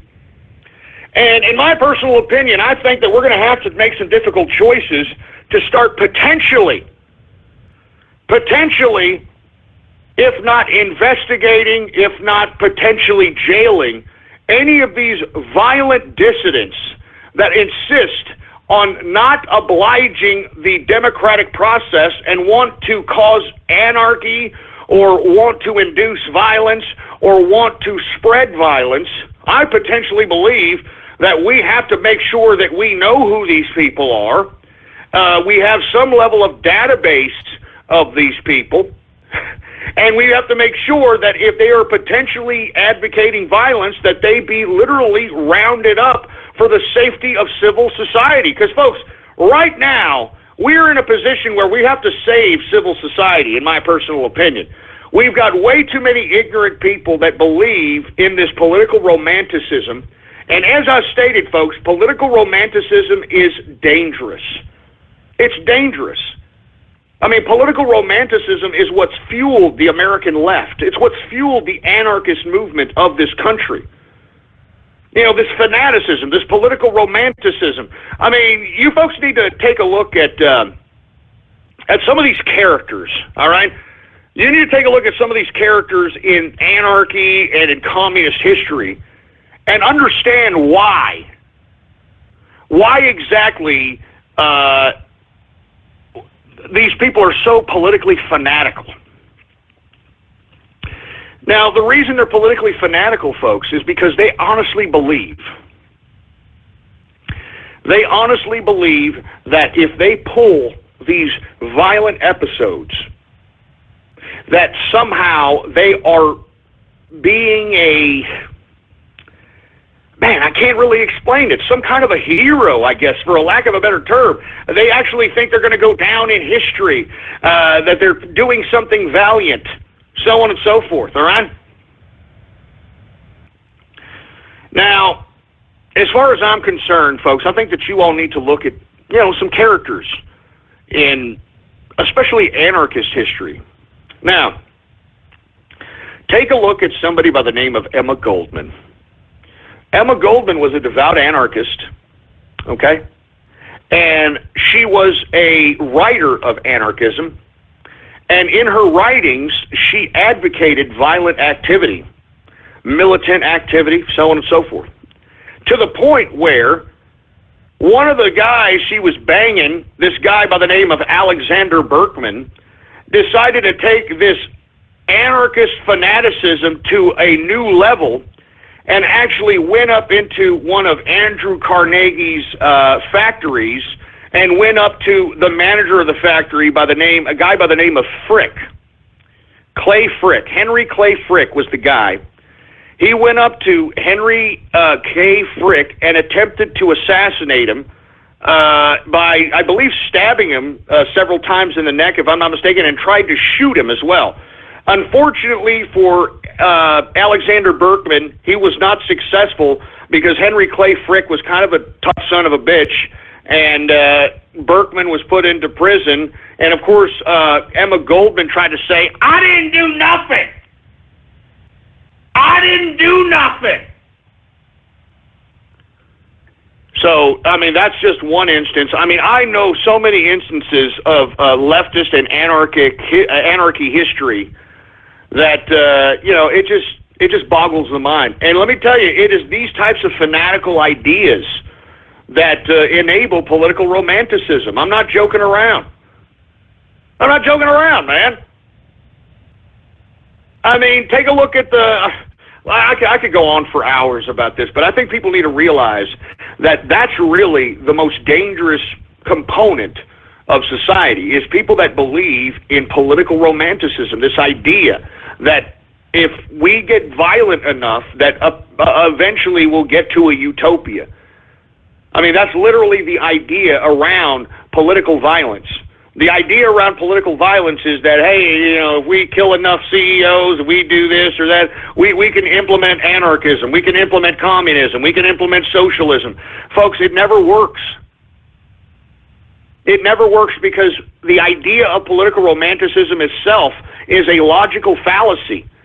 I mean, I say this time and time again, and when I say this, I don't mean to scare people, because when I get philosophical, people don't like to hear this kind of stuff. As a matter of fact, when I talk about this kind of stuff in real life, people kind of tune out and they're like, yeah, whatever, man, okay, you're gay. Every living organism on this earth, folks, has to kill and eat another living organism in order to survive. Now, I want you to, please comprehend that for a second, all right? Please comprehend that for a second. Every living organism on this earth has to kill and eat another living organism in order to survive. Now, just based on that, how can any political romanticist, any communist, any socialist, any anarchist claim to be a humanist when humanity itself is the same material? And I'm not trying to pull, an element of dialectic materialism out of Karl Marx's philosophy, but what I'm doing is utilizing the dialectic materialistic philosophy of Marx against the Marx intelligentsia. And the only people that can interpret this, the proper people that can really comprehend this, are true Marxists.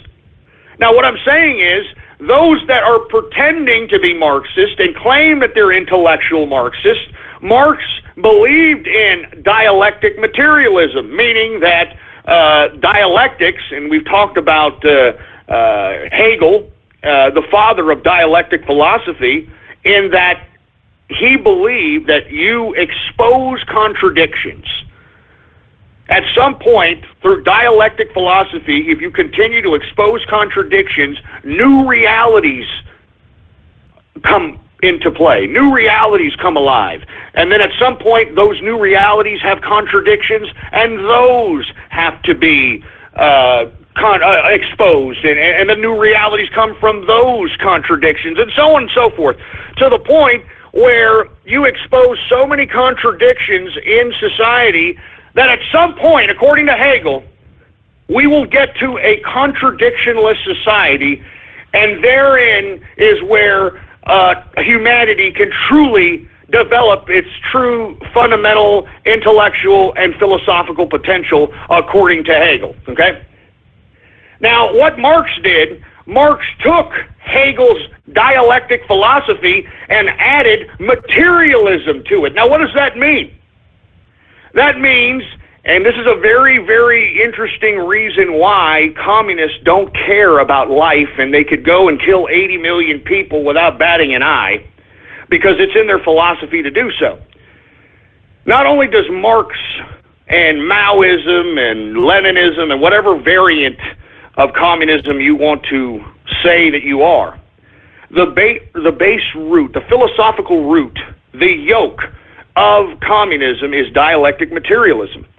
Now, when you add materialism to dialectics, it means that not only does Karl Marx believe the idea that, hey, we expose enough contradictions that at some point we'll get to a contradictionless society, but materialism gives the communist dictator, and of course, Karl Marx talked about this in the Communist Manifesto. He talks about the dictatorship of the proletariat. The only way to interpret that meaning there needs to be an absolute dictatorship of the people, because that's what the proletariat was, as defined in the Communist Manifesto. Now, the dictator of the proletariat can utilize materialist dialectic approach in trying to rapidly expose contradictions. Now, let me explain this, okay, because it's very complicated, but this is what these Marxists believe, folks. This is why these people are fanatical. This is why these Marxist professors are teaching your kids this crap, all right? They believe this. They believe it, all right? Marx believed that not only Does he believe in dialectics, meaning, exposing contradictions and a new reality comes about, and then you expose the contradictions of that new reality, and then a new reality comes about, so on and so forth? Materialism allows, philosophically, the dictator to rapidly progress or rapidly advance the evolutionary process of dialectics. Meaning the dictator, through his own or her own central planning, or its own central planning, can literally rapidly facilitate the dialectics. So what Marx believed is that the dictator, if properly applied central planning, can literally facilitate dialectics at a more rapid pace than the actual natural evolution of dialectics itself. Meaning that an actor like Mao, like Lenin, or any other of the communist leaders can literally, through their own will, physically or forcefully, I should say, rapidly progress the contradictions of society. You know what I mean? And that's what I'm saying, man. That's why I'm saying this is why these communists think this stuff.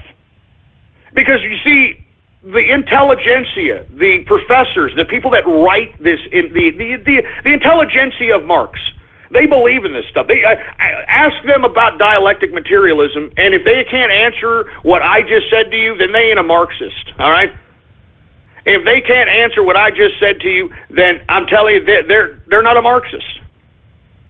You see, what the intelligentsia does, and they learned this from Lenin and Mao, what Marxists like to do is they utilize the works, the written works, the books, to explain in rhetorical fashion their philosophy and their interpretation of Marx and dialectic materialism. And that is just to captivate the intelligentsia and the elites of China or Russia, since we're talking about Lenin and Mao.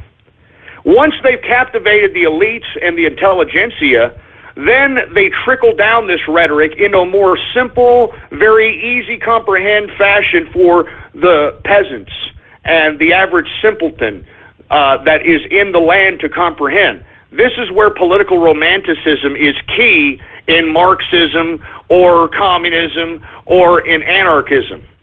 It's key in that they tell you, hey, don't you want to have a better relation with the common man? Don't you believe there shouldn't be elites? Don't you believe that you should own this? I mean, let me explain you what a Marxist would say to you if they're trying to recruit you. Let's say you were at a campus, okay?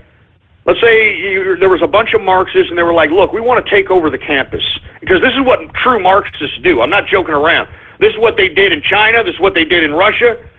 The students would go up to you and say, hey, look, don't you want this to be the people's campus? But you see, we've got professors. We've got administrators. This is an elite. This is an elite group over this campus. So why don't we as students just go into the administration office, go into each and every one of these professors' offices and put these people in jail, all right, or put them in a re-education camp, and then all of a sudden, this becomes the people's campus. That's right. Now it's the people's campus. I'm serious. That's how these dumbasses think. And meanwhile, while the simple people are doing the dirt, while the simple people are out here, like you're seeing it during these Trump protests, but like take a look at China, take a look at Russia, all the simple people are out there, they're killing each other, they're going to war, they're rioting in the streets. Meanwhile, who's creating a new elitism? The communists. The communists. The communist elites. That's how come they're able to have these big, huge leaders. That's how come these communist leaders, for Christ's sake, can come out and have just roughshod over people's perspectives, over people's minds, man. And that's why I'm telling you, political romanticism is the most dangerous thing to any sovereignty of any country. Political romanticism. It's a threat to all institutions. And in my personal opinion, folks, I don't want to unify with the other side. I don't want to unify with these leftist liberal pieces of trash. All right? Screw you. We lived under your goddamn ridiculousness for 8 years. And let me tell you, liberals, something. We've lived 8 years under Obama with the idea, this socialist idea that, oh, well, if we just give them a little bit of a leg up, they'll be able to crawl themselves out of the ghetto. You know? Oh, man, if you just give these people a little bit of help, if you give them a little bit of food card, you give them a little bit of money, you give them a little bit of a housing voucher program, you give them free education, they'll be able to get themselves out of the ghetto. Oh, yeah? Let me tell you something. Let me tell you what's happened on campuses all over the country, okay? We have allowed people from areas of the country that have no business being on a college campus. We have given them, because our tax dollars are being controlled by these leftists, well, not anymore, they were. We have given, I don't know how many billions of dollars in government grants so that white trash, black ghetto characters, Mexican barrio individuals can go into these schools and make it into an utter ghetto, all right? I mean, I'll tell you what, do a YouTube search of college campus fights and take a look at all the goddamn fights. I mean, it's just unbelievable. And take a look at the characters that are involved with these particular altercations. I mean, I thought that colleges was a place where you opened your mind. You learned something. I mean, the whole idea of a liberal education was the idea that you opened your mind and you're able to learn new things that you wouldn't normally learn in regular life. So, that's why I'm saying, folks, that's why I'm saying I cannot believe this, all right? I mean, people need to wake up and smell what's going on here, all right? We cannot, and I'm talking those of us on the Trump train, those of us that are deplorables, those of us that are not politically correct, we have no business affiliating or shaking hands or unifying with the left. There's no need to. They didn't do it for 8 years with us. They rubbed our faces in it. They gave our tax-paying money away, and it's really unfortunate, folks, because we literally, people have been living free. I mean, what is it? 1 in 5 households has somebody that does not work, or 1 in 5 households doesn't have anybody who works in that household. 1 in 5 households have literally no one working in that household. So that's why I'm saying, man, we have given these folks 8 years of free food cards, free education, free housing, free health care, free child care, free everything. And where has that gotten us? It hasn't gotten us anywhere. As a matter of fact, this country is more degenerate, more ignorant, more pathetic than I have ever seen it in my entire life. I'm serious. And you see, what's the most sad part about it is that everybody in this country is so ignorant that they're too stupid to realize how dumb and ridiculous and pathetic this current reality really is. I mean, they think that, getting a check first of the month is something like they look forward to. I mean, y'all remember they were singing welfare carols, for Christ's sake. It's the first of the month. Wake up, wake up, wake up. It's the first of the month. I mean, how is that progressing people, folks? How is that giving them any kind of integrity? How is that giving them any kind of reason to live? I mean, folks, have you seen these World Star hip-hop videos, folks? If you have not, I strongly advise that you do. Even if you are not of the urban persuasion, it'll give you an idea of what exactly is going on in the, quote, hood. And, folks, I see a lot of these World Star hip-hop fight clips, and a lot of these World Star hip-hop fight clips are nothing more than groups of people in neighborhoods during the day when capitalists are out there hard at work. These people are out there just commiserating with each other, drinking 40 ounces, smoking Philly blunts, and getting into fights with each other with their kids watching in broad daylight, for heaven's sake. All right? I'm serious, for Christ's sake. I'm serious. Good God, man. Anyway, look, I know I'm going off keister on this. I know I went on a soliloquy a little bit about the political romanticism and Marxism, but this is very important. This is why these people are so fanatical with this crap. This is why you've got professors and the elites and all this garbage falling hook, line, and sinker with this crap. And you know, what people don't understand is that Marxism it's an economic political philosophy. I mean, you have to understand, it is pure economics. I mean, the whole basis of the reasons why they want to take control is because they want to take control of the means of production. They want to take control of the means of production because they feel, as central planners, meaning they want it all for themselves, that they can plan the economy better than the market. So for all you idiots who are like, oh, you know, I hate money and I hate all this stuff. I wish there was no such thing as money. Hey, Marx didn't say anything about getting rid of money, you idiots. All right? So even if you have your Marxist utopia, Marx didn't believe of getting rid of money. As a matter of fact, Marx advocated the idea of the central bank. You know, kind of like we have the Federal Reserve. Marx advocated the central bank, like the European Central Bank. I mean, all these he's the guy who advocated this. So for all you Marxists and communists out there that think, oh, if there was communism, then it would just be like no money, and everything would be just so great, and everybody would have everything for free, and everybody would be... No, that's not what it is, asshole. That's not what it is. It's a centralized banking system of fractional reserve legal tender, which is what we have at this current time, or you just work for nothing, and then if the government thinks that you worked hard enough, maybe they'll give you something.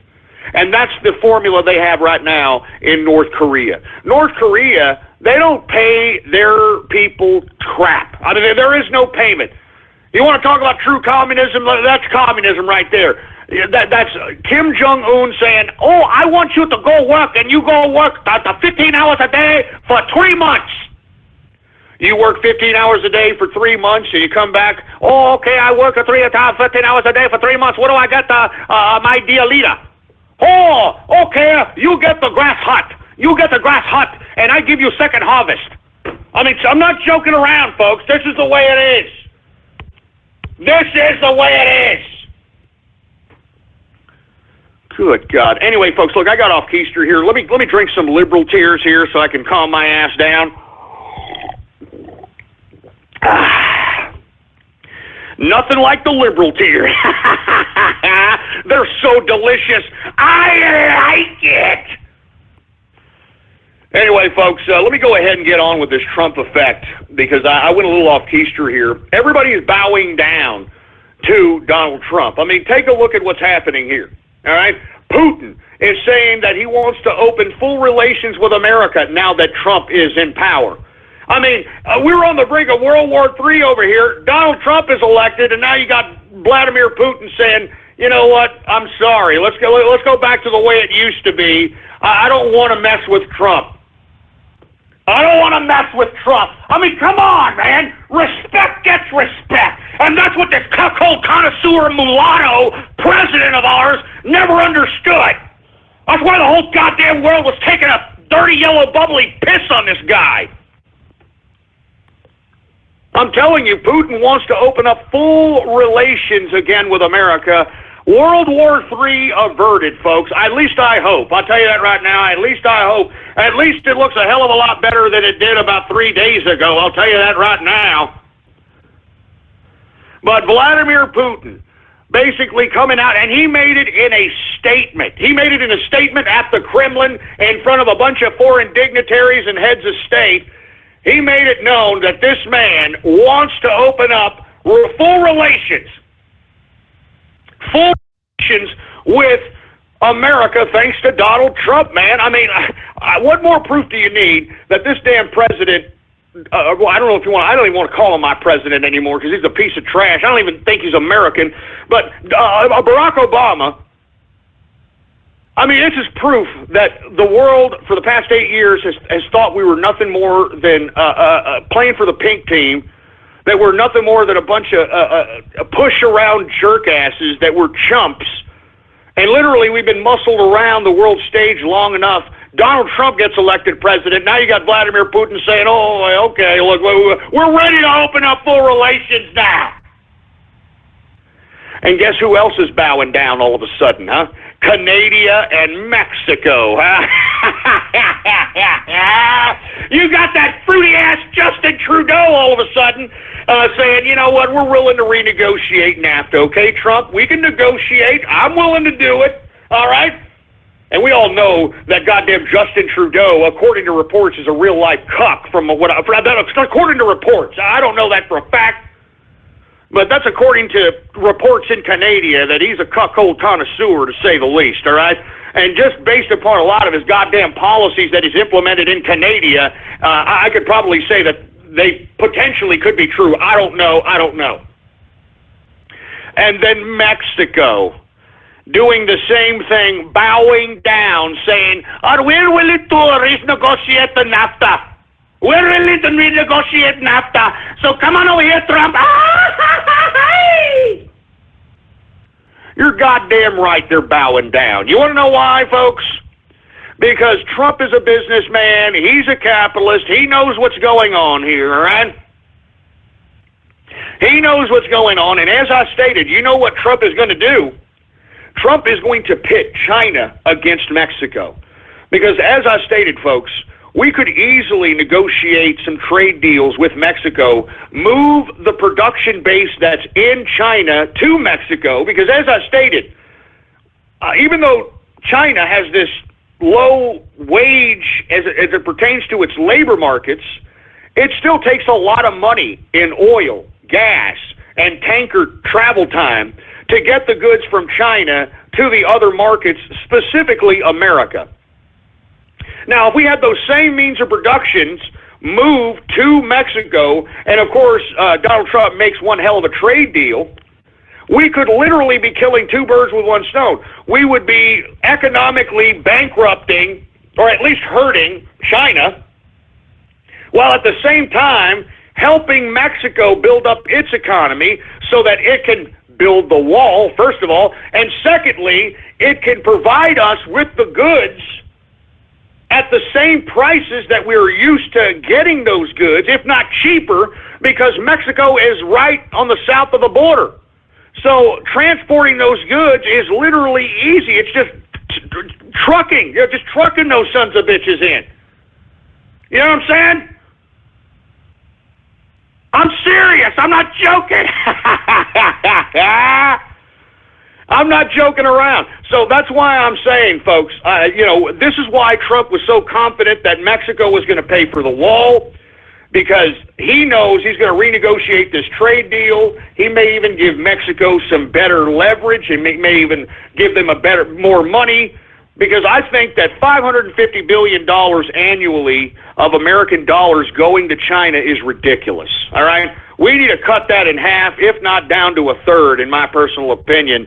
And we need to offset some of those outgoing costs to China and bring them into Mexico. Now, another benefit of bringing that particular base of manufacturing into Mexico, aside from having cheaper imported goods because of the cost of transport being cut, aside from that, folks, we keep the money along this side of the continent, along this side of the world.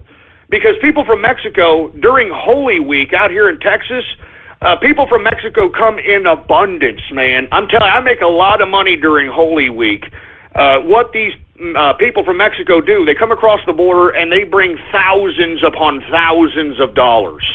And they literally come during Holy Week, which is around Easter time. They just come out and literally just spend money. They blow thousands and thousands and thousands of dollars of cash, for Christ's sake, man. I'm not joking around. And just imagine if we had better economic relations with Mexico and were able to negotiate and utilize Mexico against China. I mean, we have that much more money coming across the border, and they'd be coming to spend it in our country. I mean, we ain't got no Chinese over here spending anything in our country except the damn billionaire Chinese communist government, which is buying up our hotel assets in America, which is buying up Hollywood, which is buying up property, so on and so forth. That's the only thing that's spending money out here in America. So there is a lot of positives as it pertains to the new potential relationship between the United States and Mexico. That's why Donald Trump was so certain and so adamant, all right, that Mexico was going to pay for the wall. You know what I'm saying? Because it'll be a fraction of what the renegotiated trade deal would be under a new NAFTA program, or not even a NAFTA. It would probably be two separate agreements, one for Canada, one for Mexico. All right, and I can't wait for Donald Trump to negotiate these deals. And as I stated, folks, the Trump effect is happening across the world. Everybody is bowing down. Like I said earlier, Putin is now wanting to open up full relations with America. Canada and Mexico are ready to renegotiate NAFTA.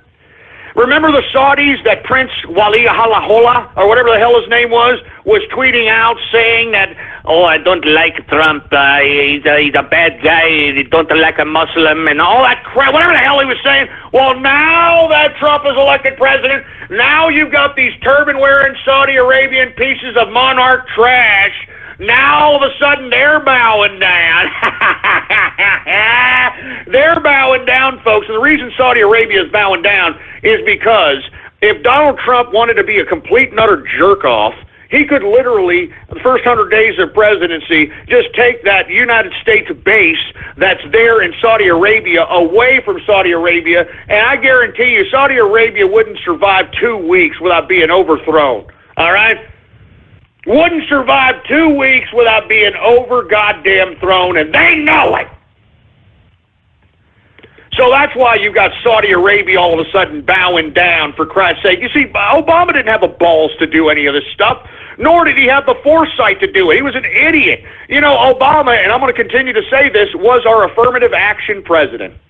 Everybody just felt bad. Everybody was just, and this includes white folks too, folks. I mean, this includes everybody. Like, oh, we've had too many white folks as president. You know what we need? We need somebody who is an articulate black man. All right, and look, he sounds the part, he looks the part, he kind of knows a little bit about foreign policy, kind of knows a little bit about economics. Let's go ahead and give him a shot. Let's go ahead and give him a shot, for Christ's sake. Yeah, I mean, give me a freaking break. Good God. I'm serious, man. Anyway, we got Saudi Arabia bowing down, and guess who else is bowing down? The Philippine president, Rodrigo Duterte. And for you folks that are unaware of Rodrigo Duterte, this is the guy, the new Filipino president, that has made it legal to kill drug dealers in the Philippines. Seriously, I mean, he has made it legal to kill drug dealers. So, you know, if I happen to have a gun and I see somebody drug dealing right now, I could go up to him and blow him away in the head. No questions asked, no going to jail, nothing. So that's what's happening right now in the Philippines. And moreover, Duarte, you know, is kind of acting a little bit like a cowboy in that part of Asia. You know what I'm saying? I mean, he called Obama a son of a whore, which is not inaccurate, folks. I mean, you need to look at Joel Gilbert's movie, his documentary, Dreams of My Real Father, where Joel Gilbert, that's Joel Gilbert, he exposes the fact that Barack Obama Sr. is not the real father of Barack Obama. As a matter of fact, Barack Obama's name, that's not even his real name, man. I mean, don't you idiots understand? Barack Obama is not even his real name. His name is Barry Soetoro. That's his goddamn name, Barry Soetoro. His real name's not even goddamn Barack Obama. But anyway, Joel Gilbert brought out in a very good documentary that not only is Barack Obama's father the communist writer and pornographer Frank Marshall Davis, but Barack Obama's mother was actually partaking in these pornographic shoots that Frank Marshall Davis partook in. I mean, there are actually pictures of Barack Obama's mother in Betty Page-like bondage outfits posing with other women. You understand what I'm saying? I'm not joking. So anyway, I'm just saying, all right? But anyway, back to Rodrigo Duarte. Rodrigo Duarte said that, Obama's a son of a whore. We don't want any more of your arms anymore. We're cutting off. I mean, all this crap. He just literally talked garbage for the past 2 to 3 months about America. Went to go visit China to defy America, so on and so forth. Now that Donald Trump is elected president, Duarte wants peace with America now. Now all of a sudden you got Rodrigo Duarte. He wants to make peace with America now that Donald Trump is elected president. And not to mention, folks, TPP, the Trans-Pacific Trade Agreement, or Trans-Pacific Pact, or whatever the hell it's called, for Christ's sake, it is now DOA, dead on arrival. It seems now that with the Trump's election, ain't no way in hell this TPP agreement will even be signed, and if it is signed, I think Donald Trump will wipe his ass with it. I'll tell you that right goddamn now! I mean, we are witnessing the Trump effect, folks. We are witnessing it firsthand, and the only people that are pissing and moaning about it are these goddamn piece of garbage, useless, waste of life liberals that are out here pissing and moaning. Those are the only people complaining about this crap. As a matter of fact, let me go ahead and drink some more liberal tears while I'm at it. Let me go drink some more liberal tears while I'm at it, folks. Goddamn useless monkey spankers out here, for Christ's sake.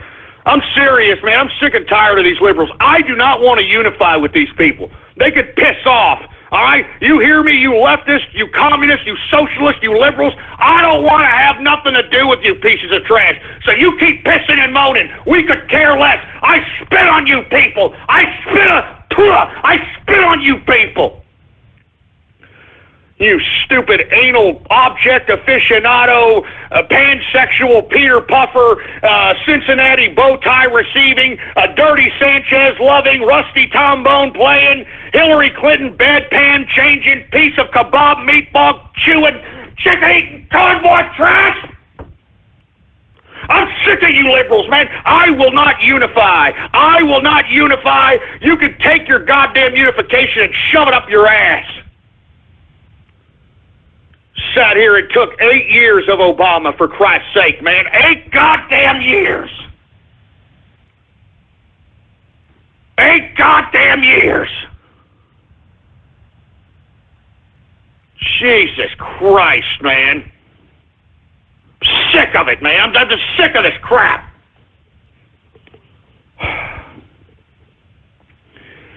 Anyway, folks, let me calm my ass down here, folks. I mean, I'm basking in the Trump effect, all right? Everybody throughout the world knows that the whole planet is about to be rocked when President Trump is finally enacted as president. He's going to rock the planet. And everybody, all leaders in the international community know it, too.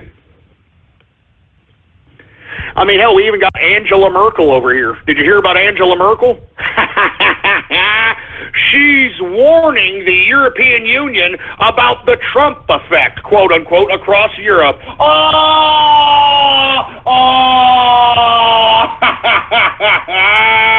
Woo! I'm telling you this right now, baby. I'm not joking. Look at Angela Merkel. She's scared crapless, and she knows it.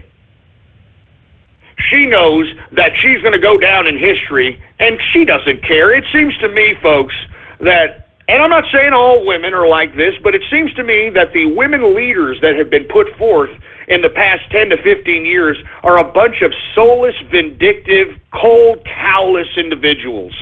I mean, literally have no soul whatsoever. I mean, case in point, Angela Merkel, within the past 3 years, has single-handedly destroyed her country by allowing millions upon millions of wild Yehudis and kebabs to go in and literally set up shop, live off the government entitlement system of Germany, while German people are now subjugated in their own country by these goddamn Yehudis. I mean, we heard about the mass raping in Cologne, Germany during the New Year's Eve celebration. I could go on and on about this disgusting crap, but look at Angela Merkel. She's still doubling down. She still has no qualms about letting in these damn wild Yehudis. She has no qualms about continuously letting these wild Yehudis destroy Germany, destroy Europe. I mean, folks, right now, Europe is being destroyed. Europe is being destroyed by a bunch of wild Yehudis, and it has everything to do with the EU. It has everything to do with the leftist mindset of Europe, and it's about time Europe starts taking some cues from Brexit, starts taking some cues from America. It is time for you to start raising up against this leftism that has subjugated you into the current position you are now in. Jesus Christ, we are now in the third and final hour, folks, of the True Capitalist Radio broadcast. And, of course, I am your host, the man they call Ghost. And once again, folks, I want to thank everybody for tuning in with me. If you have not already done so, please follow me on Twitter, folks. The Twitter name to follow is Politics Ghost. All one word, no underscores, folks. Politics Ghost is the name to follow, all right? And, of course, if you haven't already done so, please bookmark the official website of the True Capitalist Radio broadcast. It is blogtalkradio.com/ghost. That's blogtalkradio.com/ghost, all right? Every one of my episodes is there to download absolutely free, folks. Over 1,400 hours of content there, folks. Seriously, we are over 1,400 hours of content. Anyway, folks, once again, I strongly encourage everybody who is a proud deplorable, everybody who is a part of the Trump train or the capitalist army, we don't need to reunify. We don't need to unify with these dumbass leftist pieces of garbage. They either get down or lay down. They either renounce their stupidity, they either renounce their liberal lunacy, or get the hell out of the way. You're a waste of life. All right, we had it your way for 8 years. It didn't work. The place is a complete pigsty. Everybody is an entitlement recipient, for Christ's sake. There are more government workers than there are private sector workers, for heaven's sake, man. I'm serious. I mean, wake up, man. I mean, we have had it your way for 8 years. It didn't work. All right? That whole idea, oh, well, if you just give people a little bit of a leg up, if you just gave them a little bit of a food card, food stamps, a little bit of welfare, a little bit of free education, free housing, free child care, everything would be okay. They would lift themselves out of the ghetto. That's what they would do. No, they won't. All right? No, they won't, and no, they haven't. No, they haven't. Look at all the people that are out here right now that have been collecting food cards, welfare, and all the other entitlements for the past 8 years. Have they progressed themselves? And look, I'm not trying to say that nobody does. I'm not trying to say that nobody that receives welfare or food cards or anything doesn't eventually get themselves out. But on the whole, on the aggregate, I'm sure it is a very fractional percentage of people that actually take whatever's there as a supposed safety net and takes themselves out of the ghettofied, trailer park, or barrio-ridden situation. And that's all there is to it, folks. All right? I mean, that's all there is to it. I'm tired of this. I'm serious. I'm tired. I am tired. And I don't want to unify with these liberals, folks. I don't want to do it. Go screw yourselves, all right? Seriously, you liberal pieces of trash. You are wastes of life, all right? I mean, those of us capitalists that want to carve out our own lives, that want to take personal responsibility for our individual ambitions, our individual dreams, our individual materials.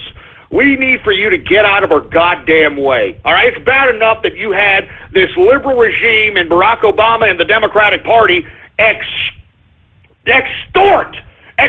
money out of our goddamn pockets to give it to you ungrateful pieces of crap. Because I'm telling you, everybody who's collecting a goddamn food card, most of these people that are collecting welfare are a bunch of ungrateful pieces of trash. They feel that they are expected to get this. They feel that they're supposed to get this. And that's what I don't understand, folks. All right? It goes back to what I was saying earlier. Every living organism on this planet, on this earth, has to kill and eat another living organism in order to survive. I mean, that's just the bottom line. Now, where in that biological construct, where in that idea of every living organism on this planet has to kill and eat another living organism in order to survive, where does that say that because you were shitted out of your mother's uterus hole, that someone, some authority, somebody is supposed to clothe you, is supposed to house you, is supposed to feed you? I mean, it doesn't make any sense, folks. And this is how much lunacy is in the idea of leftism. This is how much lunacy is in the idea of communism. I mean, just because you were born doesn't mean that you are supposed to be giving God-given rights to eat, to live, and to be clothed. I mean, you do understand this, right? I mean, you were shitted out of a uterus pipe and put into a world of it's an anarchic world by nature. It's a jungle. I mean, you ungrateful pricks need to realize that just because you're alive and just because you're breathing doesn't mean that you're God's special creature, okay? I'm serious. That doesn't mean that you're God's special creature, and just because you're alive and breathing and making no other significant contribution to this society, that you're just supposed to be fed, that you're supposed to be housed, that you're supposed to be clothed, that you're supposed to be entertained. I mean, think about it, you ungrateful pricks! Think about it, for Christ's sake, man! Good God! I mean, we got a whole population of ungrateful idiots that actually believe that just because they're alive, that they're supposed to be fed, housed, and clothed. I mean, I just don't understand this.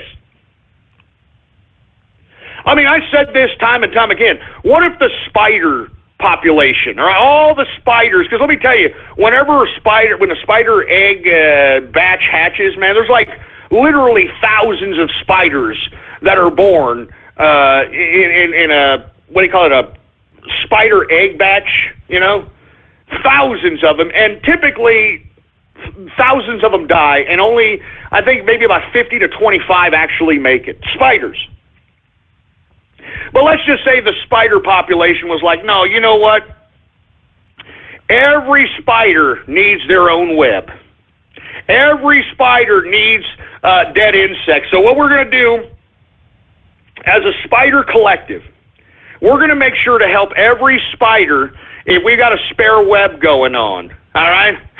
If we've got, some spare dead bugs going on, we're going to make sure that every spider is taken care of. Folks, do you know how many spiders would be on this planet if, the insect spider community decided to do that or had the cognitive understanding to do that? Folks, we'd be knee-deep in spiders, for heaven's sake. I'm not joking. We'd be knee-deep in spiders. We wouldn't be able to step without stepping on mounds and thousands of spiders. Now, that's why I am saying that this idea that just because you're born and you're alive, it doesn't mean that somebody needs to feed you, all right? Nobody is in charge. Nobody is anointed. No. Listen, I hate to burst your idiot bubble, all right? But you idiots, just because you're alive, no one is supposed to feed you.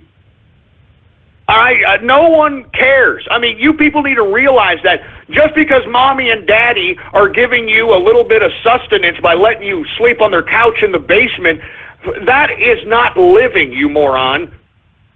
You understand that? You don't even have enough personal responsibility and enough individuality to get yourself your own shitty efficiency apartment. And let me tell you, you can get shitty efficiency apartments out here for dirt cheap. But the reason you don't do it is because you're a fat waste of human life that refuses to take your own individual initiative and carve out your own destiny. You understand? I mean, that's all there is to it. And listen, I say everything on this broadcast as harsh as I possibly can because I'm sick and tired of everybody pussyfooting around with everybody and saying, well, no, you can't do that, and oh my God, and nah, nah, nah. I mean, I'm serious, folks. I'm not. Let me tell you, it doesn't help that we have single-parent mothers or single parents raising children at this point in time. And look, I'm not going to name names here, but I have, from personal experience, okay, these younger generations, man, these teenagers, these young 20-somethings, man, they are the biggest group of attention whores that I have ever seen in my freaking life. I mean, I'm serious. I'm not joking around. These young, 15, 16, 17, 18, 19, 20, 21, they're the biggest goddamn attention whores I have ever seen in my entire life. I mean, everything, and let me give you a case in point, okay? We could be having a conversation in a chat room, okay? Like maybe me and maybe some of the inner circle, maybe some of the capitalist army, talking about a subject matter. We're intensely debating about a subject matter, talking about it. And then you'll have a couple of these attention whore kids saying, hey, you know what I did today? I look what my mommy did today. Hey, look at me. Hey, look at this. Hey, look at me. Hey, look at this. Look what I did. Look what I do. Look at this. Look at it. Shut up. Shut up. Shut up. Shut up. Just shut up. Nobody cares about what the fuck you do. Nobody cares about what the hell are you doing. Good God, you goddamn young attention whores. Nobody cares. Jesus Christ, nobody cares. Let me give me the mic. Let me tell you something. Just listen to your egotistical attention whore selves so that you can catch yourself being an attention whore. If the statements that you are going to give involve me, I, or my, okay, then you're an attention whore. If every statement that you frickin' shut out, either flap your fat Cheeto-stained fingers on a keyboard about, or flap your suckhole about, and you say me, I, my, like every sentence, oh, my, or I did, or my, or me and freaking who cares? Who cares? Oh my God! I'm just saying, folks. I'm tired of the attention whoring, man. I am sick of it, man. And I blame the single parents on this son of a bitch, man. Seriously, I blame the single parents and I blame the education system because they're teaching these kids how to be dumb, ignorant pieces of shit. Excuse my French. And at the same time, they're out here just stroking these dumbasses' egos, man. I mean, oh, that's just great, Billy. Oh, that's just awesome, Billy. Oh, look at that! Look at that right there! Look at that picture that you drew. It's a stick-figured piece of crap. Oh, look at that picture that you drew, Billy. That's just great. You're gonna be a next Picasso, Billy. You know what I'm saying? I mean, oh, look at you, Billy. Look at what you just did. That's just awesome. You did a little dance. I mean, the idiot's like heel kicking or something. Look, you did a little dance. That's just great, Billy. We have stroked the egos of these goddamn kids so much, it's pathetic. And in my personal opinion, I think that, for a lack of a better term, a lot of these dumbass attention whore kids, they need a beating. They need an ass beating. I'm not joking around, man. I'm not kidding around. They deserve an ass beating as far as I'm concerned. Let me tell you something. There's nothing more humbling than a beating. All right? There's nothing more humbling than getting a beating. I'm serious. And once you get a beating, you don't become an attention whore. You know what I'm saying? You know, the things that come out of your mouth is not my, me, I. You know, I mean, every statement. And let me tell you, I mean, I'm tired of it, man. I'm tired of hearing people saying, you know, I did this the other day, and my family and I did, and I mean, seriously, you could actually have a conversation with one of these brats. Now, you could talk about, hey, you could be watching TV. Hey, that's a pretty good. I don't know. Just say there's like some ocean scene, or say, hey, that's a pretty good beach out there. Yeah, that's a pretty good beach. I hear that's a decent beach, out there. And then they'll go, I remember when I went to the beach at one time, and I remember when my mommy, when I went to the beach with my mommy, she said that I was the best-looking boy, and the guy, shut up, shut your goddamn mouth, shut up! Freaking attention whore America. And look, you want to see more proof of attention whore America? Trump protest. Trump protest. It's as simple as that, folks. Everybody on the internet that has any kind of a common sense knows what I'm talking about. Trump protests. And speaking of Trump protests, here's a retweet of a new ad out Craigslist in Seattle. Here it is right here. Fight the Trump agenda. We're hiring full-time activists, $15 an hour. Here it is. I'm telling you, folks, these are not organic Trump protests. I told you how they get them together. All right? They have all these agitators on social media. They have them on Facebook mentions, Periscope, YouTube Live, all of them.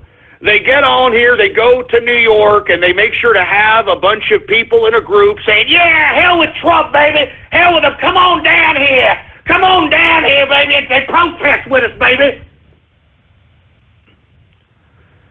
I'm serious. I'm not joking around. I'm sick of it. I'm glad President Trump is now elected, because I'm telling you, it's time to start slapping these pussies back into reality. I'm sorry. Political correctness is gone, and now it's time to start just slapping the absolute pussification. The absolute pussification of the American male. It is time for us to literally slap these stupid fruit bowls back into reality, boy. It's time for us to do it. It's time for us to make America great again, boy. It's time for us to make America great again. Jesus Christ, man. Anyway, folks, let me go ahead and get to everybody's favorite part of the broadcast, I guess, all right? Because, I mean, listen to me. I'm sitting here. I'm trying to literally convey some rational thoughts, some rational thinking into some of these simpletons out here. You know what I mean? And it's easier said than done, because there is a massive amount of ignorance that is just flooding the freaking United States of America. And it seems to me that ignorance is contagious, for heaven's sake, man. Ignorance is contagious. Anyway, folks, let's go ahead and get to everybody's favorite part of the broadcast, and I'm talking about Radio Graffiti, all right? That's right, Radio Graffiti, the part of the broadcast where the spectators become a part of the spectacle. All you've got to do is give me a call right now at 425-390-6146. And when I call on your area code, you've got exactly 3 to 4 seconds to say whatever it is that's on your mind. That's why we call this Radio Graffiti, folks. All right, and let me tell you, I'm already in an upset mood at this point in time. I can't believe these ungrateful millennial pieces of garbage are falling hook, line, and sinker with George Soros. I mean, you idiots know it's George Soros that's funding these Trump protests, you stupid morons. You know that it's George Soros that owns Black Lives Matter. He does. I mean, this is what he thinks. Look. Yes, I am George Soros, and I like blood. I like to watch people suffer. Because I own Black Lives Matter. I fund the Black Lives Matter.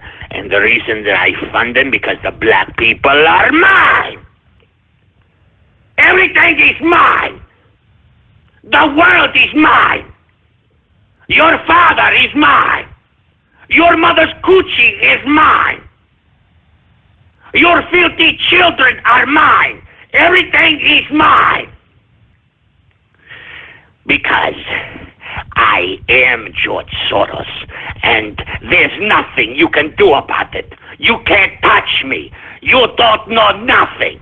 I should have died years ago, but I'm alive because the world is mine.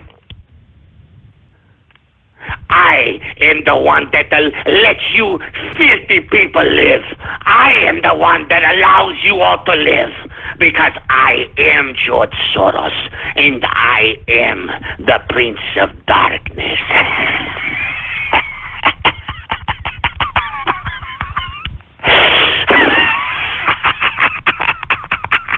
I'm serious. That's what he thinks, folks.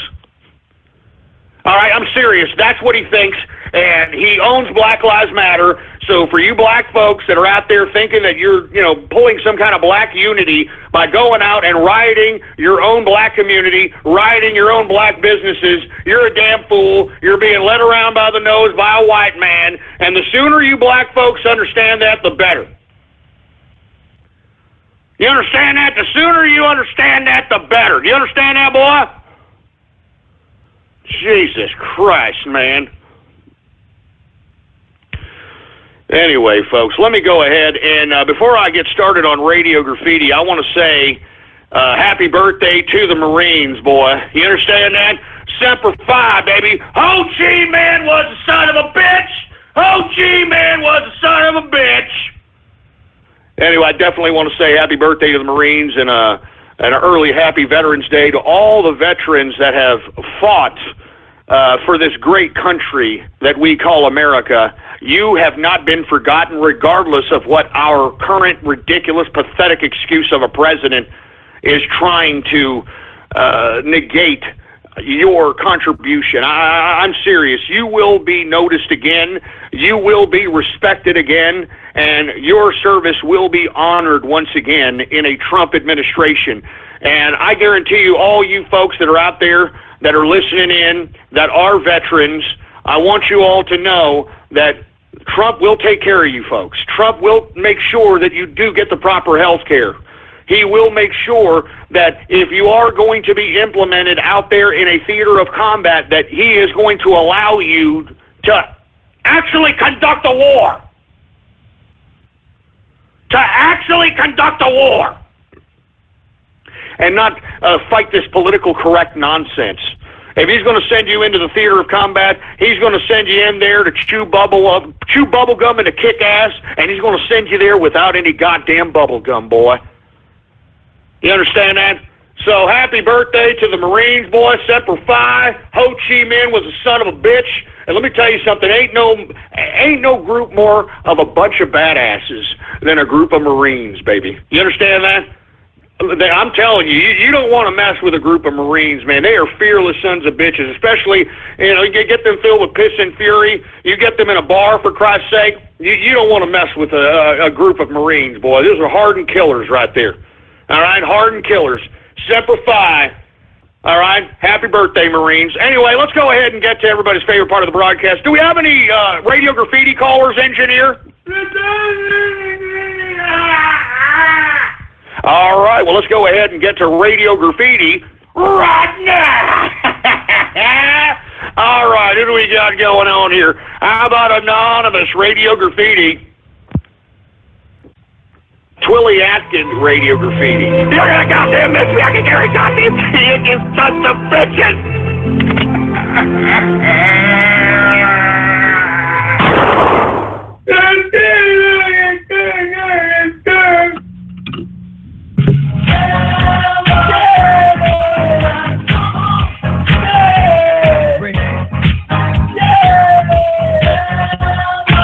You know what? Just shove it up your ass, Tweely. I'm serious, man.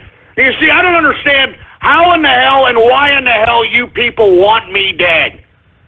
I mean, why do y'all troll about it? Why do you think it's a big freaking joke? It's nothing to joke about, man. That's not something to joke about. Jesus Christ, man. Anyway, folks, hold on a second. What the hell is this?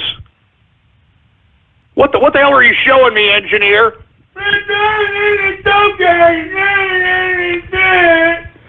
Oh my God, no! Hold on a second. Tub guy, did he fulfill his promise of taking a bath with my autograph if Trump won? Turn it up, engineer. Let's hear what he says, for Christ's sake. I promised. I'm here. To start off, I have a candle here so a certain someone can't claim the room smells like butt crack. Over here, I have a genuine bottle of social justice warrior tears. Delicious. Finally, of course, ghost autograph. Now it'll be like bathing with a small piece of him every time I hop in the tub. It'll be totally legit. Oh my. Oh my God, no! Oh my God, no! Oh my God, no! That's sick!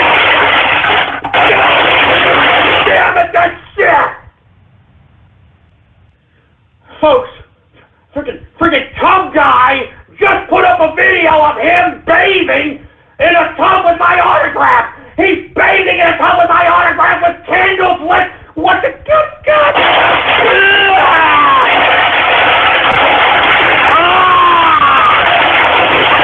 Oh my God!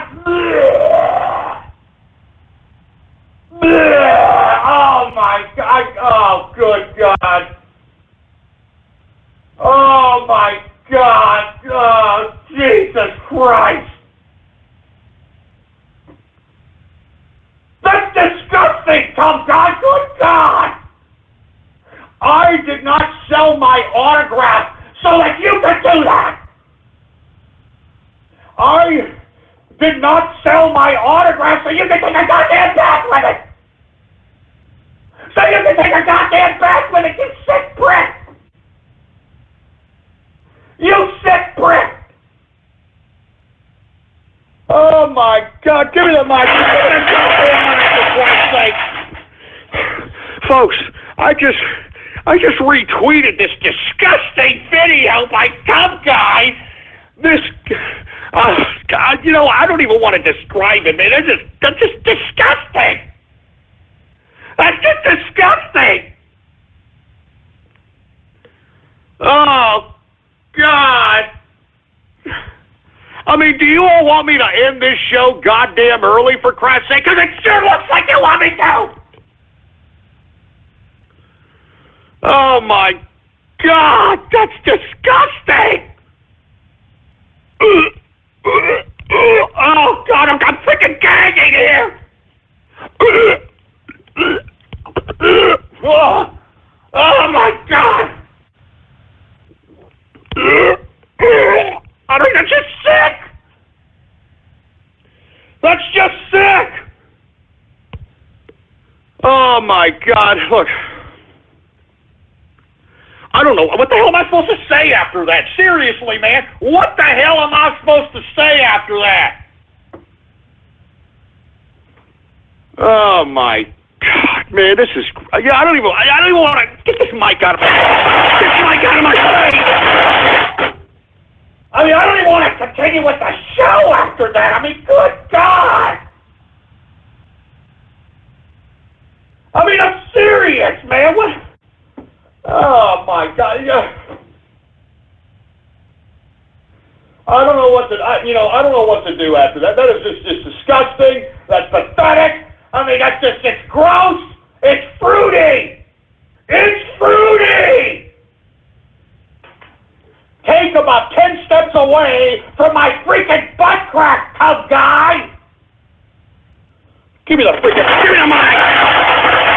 me the freaking mic. I'm telling you, every goddamn time I hear Tub Guy, everything is a, oh my, oh my, oh my. Shut up! Just shut your stupid face! Just shut your face! Oh my God! Look, I'm going to go back to Radio Graffiti, man. But I can't take any more of this garbage, man. This is. Look, let me tell you something, man. If you guys continue this on, all right, if you idiots continue with this crap, and you troll me and you try to make my life miserable and do all this crap, I'm warning you right now, I will end this show faster than you can say, what? I'm not joking around, man. Do not, and I repeat, do not harsh my mellow. Do not harsh my mellow. Jesus Christ. Who else do we have here, for Christ's sake? Let's go back to freaking Radio Graffiti. Anonymous, Radio Goddamn Graffiti. Yeah, I'm going to go ahead and play this vibrator right now.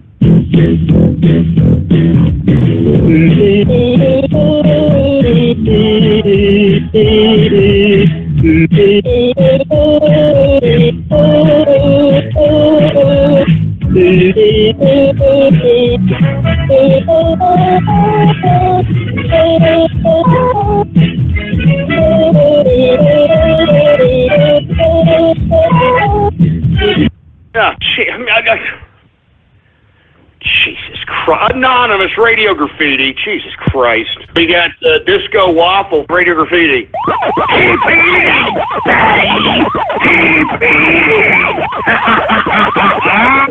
Oh, Christ, no! Get away! Get away!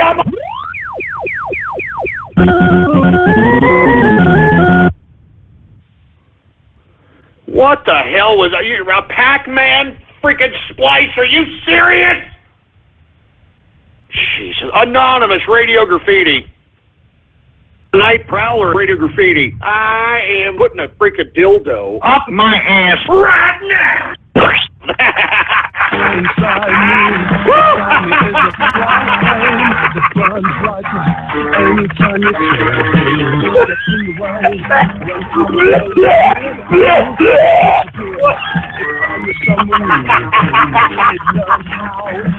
I'm sorry, I didn't mean to laugh.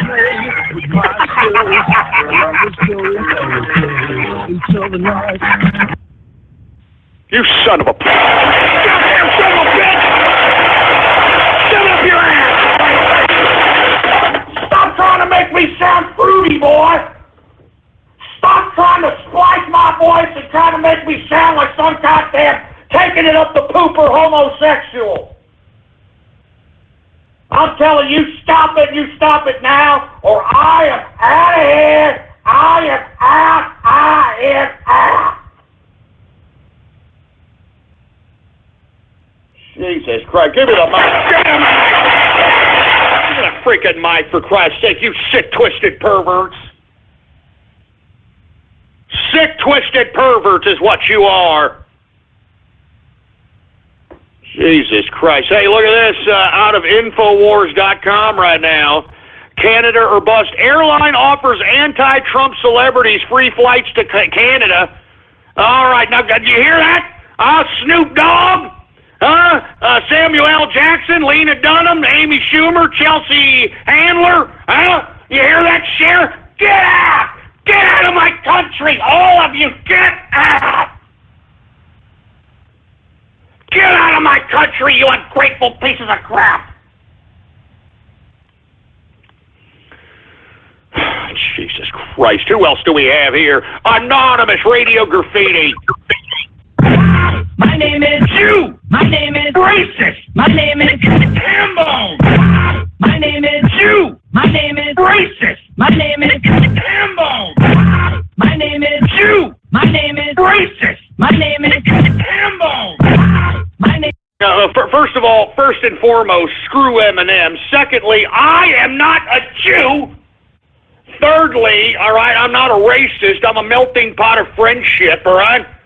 And fourth off, I'm not a freaking ham bone, all right, ass crack? I'm not a freaking ham bone! I'm telling you, I am waiting. I really would like to try to find Eminem on the street and beat the living bejesus out of him. And as I stated, I would not leave. I would wait for the cops. I'd proudly be handcuffed and taken to jail. And as I stated time and time and time again, once I get into the jail, okay, all the black people in jail would hoist me on their goddamn shoulder like I'm a freaking sultan because I kicked the crap out of this cracker-ass cracker. Do you understand? Huh, boy? I'm serious. I'm not joking around. I'm telling you, all the black people, all the ethnic minorities, they'd hoist me on their shoulder because I beat the crap out of this cracker-ass cracker, for Christ's sake. I would become Mr. Black People in that damn jail cell. I tell you that right goddamn now. I would be Mr. Black People. Anyway, let me go ahead and continue on, for Christ's sake. Anonymous Radio Graffiti. Vote 73, Radio Graffiti. I am a racist Jew. I am a racist Jew. All right. I am a racist Jew. I am a racist Jew. All right. I am a racist Jew. I am a racist Jew. All right. I am a racist Jew. All right, we get it. I already said I wasn't a Jew. I'm not a racist, all right? Son of a bitch. I wear yarmulkes for coffee filters. 973 Radio Graffiti. I was on the girl next door. Always played with her yo-yo. Well, you have an Obama phone, and I can't understand you. I mean, I use yarmulkes for coffee filters. I don't wear the sons of bitches. Jesus Christ. How about area code 352, Radio Graffiti? This is true Looney Tunes Radio, yeah. I am your host, the pig that they call Porky Pig. The curly-tailed varmint of business. Yeah, big deal. Give them ham bones or give them death. Hey, you're pixelated. Broadcasting from his pig pen and out back of old McDonald's farm. Yeehaw! Tell me, is there any insanity in your family? And now, he'll take it from here. Your host, the muddy flea-bitten galoot of flea-bitten galoots. The fatter than a slopped hog they call Porky the Pig. Now you cut that out!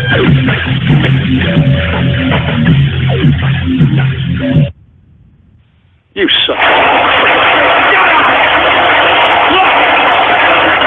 You all shut up with the Porky Pig trolls already. I'm getting a little sick and tired of that crap. You shut up your ass with the Porky Pig trolls, you goddamn Jurassic slap asses. I'm not joking. Shut up with the Porky Pig crap. Give me the freaking mic. Give me the mic. Give me the goddamn mic. I'm not joking. Jesus Christ. Who else? How about 210 Radio Graffiti?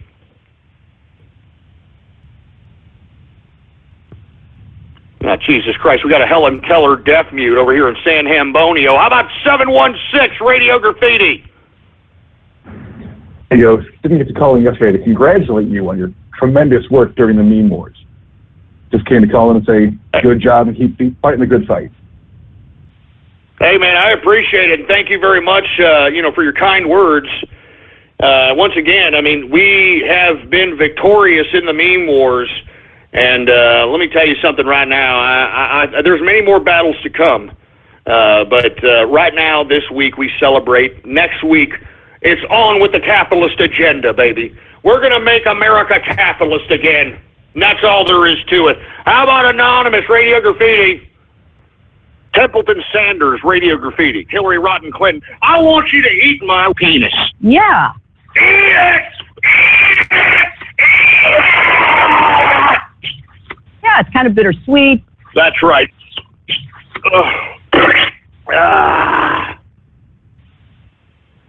Oh, my God, you sick son of a... You sick son of a bitch!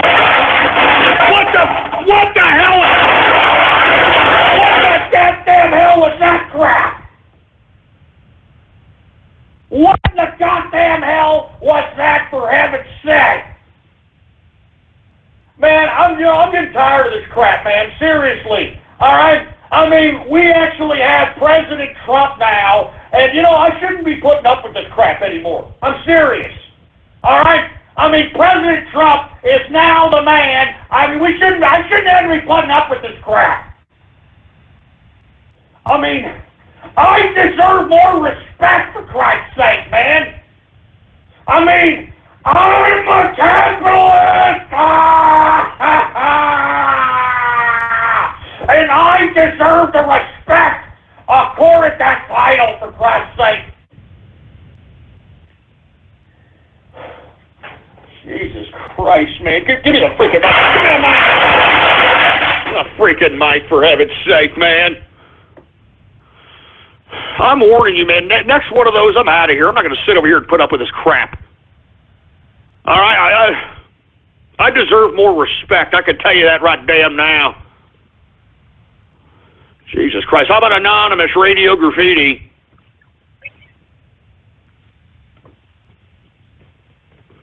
Yeah, Jesus Christ, a Helen Keller deaf mute, for Christ. Get it straight! Get it straight! Anonymous radio goddamn graffiti.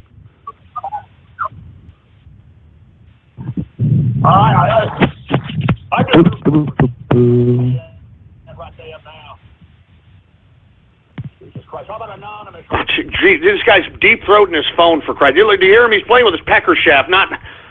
Jesus Christ. Anonymous radio graffiti. Jesus Christ. G'day, Ghost. Distilling Capitalist here, man. How are you? Hey, what's going on, Distilling? How you doing today, man? Pretty good, mate. It's actually Remembrance Day over here, which is your Veterans Day. So I've just got done with the raising and lowering of the flags. What I wanted to ask you is, in regards to your election, why the fuck are the libtards so goddamn hypocritical? I mean, one second they're telling Trump to accept the vote no matter what it is, and the next they're out there whinging in front of Trump Tower. They're hypocrites, man. I'm telling you, these people are lunatics, liberal lunacy. I mean, democracy only works when it works for them. I mean, I had to sit here and pallet 8 years of Obama, and we barely made it out, for Christ's sake. Now we're trying to make America great again, and this is what we have. I'm telling you, these liberals, they don't think in rational thought. These people are idiots. They're more like the attention whores I was talking about earlier. They're ungrateful, they're self-absorbed, they're hypocritical, and they're ignorant as well, man. So, I mean, you can thank the single-parent families of this country, you can thank the public education system of this country, so on and so forth, man. So it's pretty bad out here, man. It's sad. It's sad. I know they're bashing Trump out there in Australia, too. Am I correct? Oh, you would not believe it, man. It is insane. I haven't seen a positive newspaper article, media article, anything on the TV. I haven't seen a single positive thing from the Australian media at all.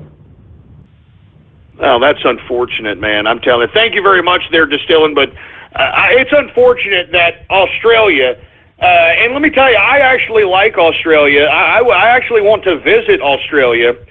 But man, now that they're turning more for the progressive, more towards the left, they got rid of their guns. You know, they told the Australian citizens to turn in their guns. I mean, it's gone out of whack out there, man. I hope that someone stands up in the political scene in Australia and has a theme much like Trump, making Australia great again.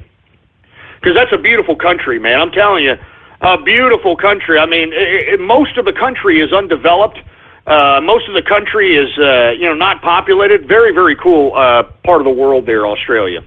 Cheers to my fellow brethren in Australia as well. How about anonymous radio graffiti? Benito Gostini, radio graffiti. In Chicago, we got a bunch of didn't-do-nothings blocking traffic.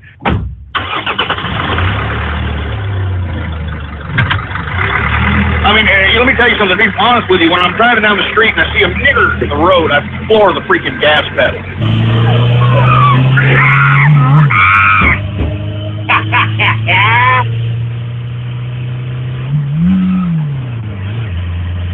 Oh, Jesus. I mean, that's horrible, Benito. That's horrible. First of all, I never said that, and secondly, that's freaking racist, man. That's freaking racist. Good God. Anonymous Radio Graffiti.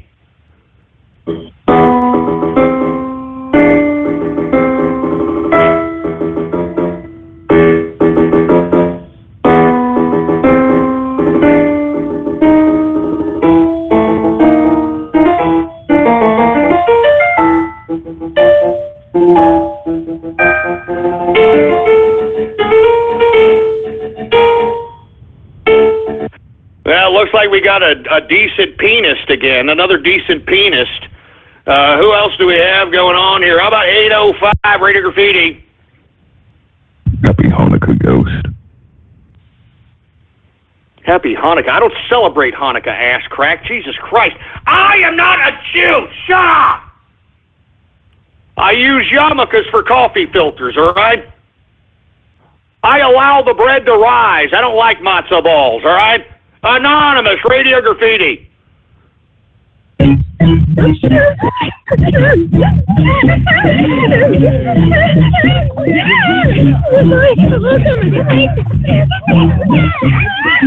All right, shut up with that stupid idiot song. All right, just shut up. I know what that dumbass song is, for heaven's sake. 832 Radio Graffiti. Hello, Ghost. This is Gilbert the Gay Folk here, and I was wondering that now that Trump is president, will I be able to have gay anal sex in front of an elementary school? I think it will be pretty fun. Shut up, you stupid freak show frog! Shut up! Jesus Christ! Good God, 646 Radio Goddamn Graffiti. Jesus Christ.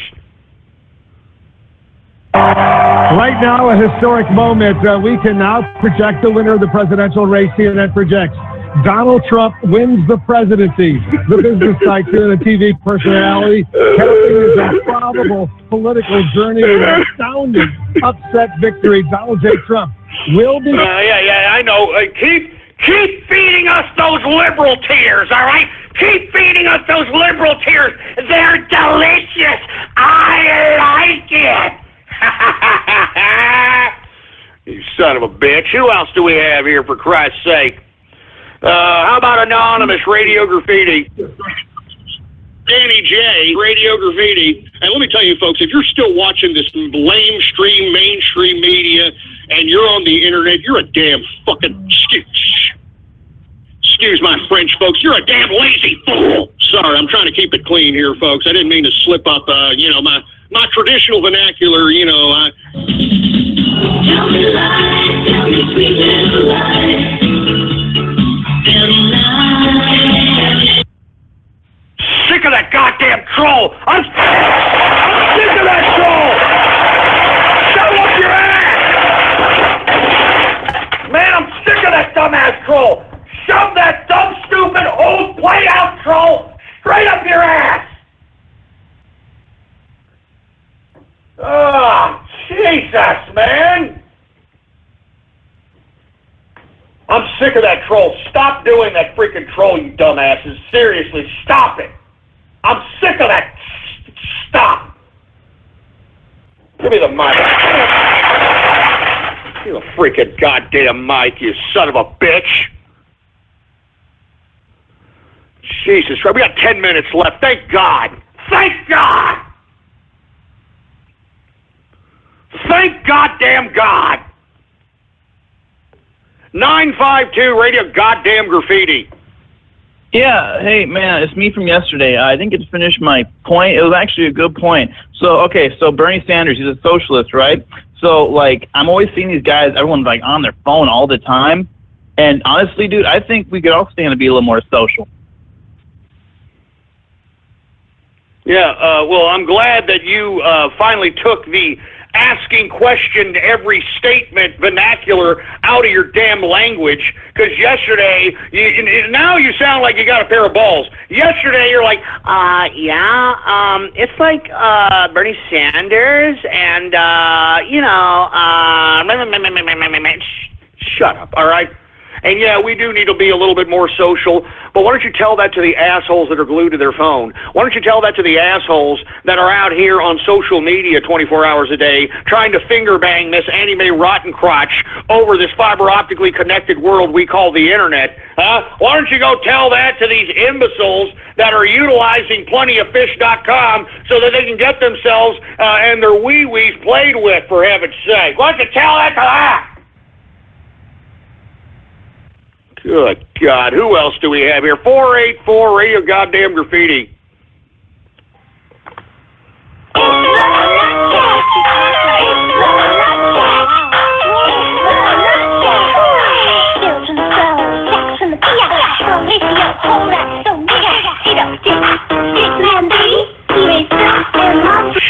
Shut up, shut up, shut up!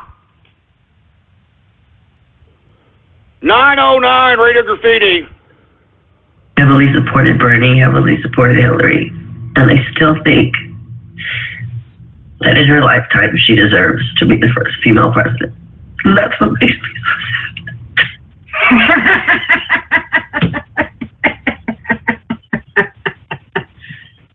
Woo.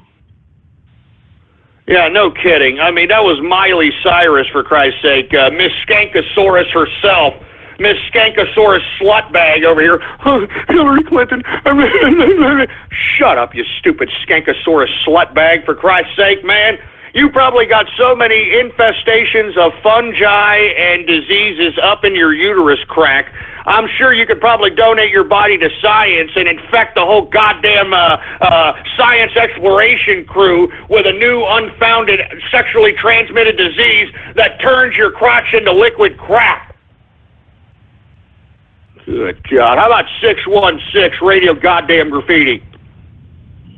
Hey, Ghost. Tactical Memes here. You'd be surprised how many people in general, on both sides, never took a civics course about our elections.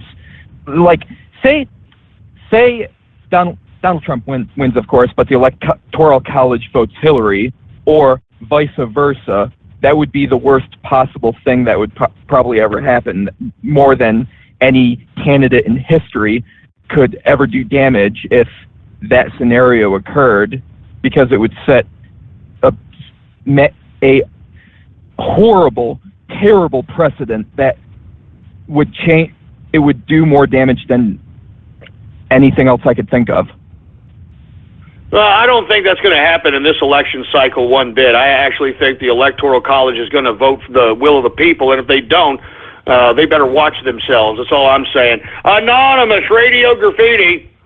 I got your blue state right here, baby. Black and blue. I think what Texas means to me. No, don't you even dare, boy. Let me tell you something right now. Now that Donald Trump has won the election, we out here in Texas, we're going to systematically eliminate these leftists like you would any kind of parasite or roach. We're going to systematically get these people out of Texas, seriously. And if not out of Texas, we're going to make the environment so uncomfortable for these leftist pieces of trash that we're going to shame these people for participating in leftism. Because as I stated, folks, if you voted for Hillary Clinton, if you were supporting the Democrats and Hillary Clinton, you were supporting Satanism, you were supporting pedophilia, you were supporting criminality, you were supporting corruption. And you need to realize that, and you need to understand that really quick there, boy. Jesus Christ. We got 213 Radio Goddamn Graffiti. There's a fucking Lone Star there. Fuck that fucking Alamo and fucking Longhorn. Hey, wait a minute. Shut that song up your ass already. Let's not start that crap. 973 Radio Graffiti.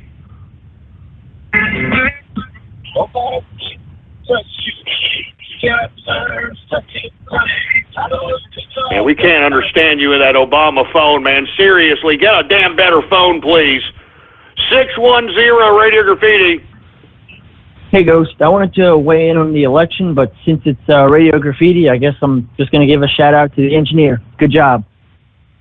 Hey, man, thank you very much. Sorry about that. We'll go ahead and open up the phone lines tomorrow for a Baller Friday free format edition. So be tuning in during that time. I'll make sure to take plenty of calls, and we'll discuss whatever you want to discuss like we do every Baller Friday. Who else do we got here? How about 225 Radio Graffiti? Hello? Yeah. Oh, like the show, man. Keep doing the good work. Hey, man, thank you very much. I appreciate it, man. Who else do we have here? How about, Jesus Christ, with these dumbass freaking anonymouses, for Christ's sake, shove it up your ass? Good God. How about 541 Radio Graffiti?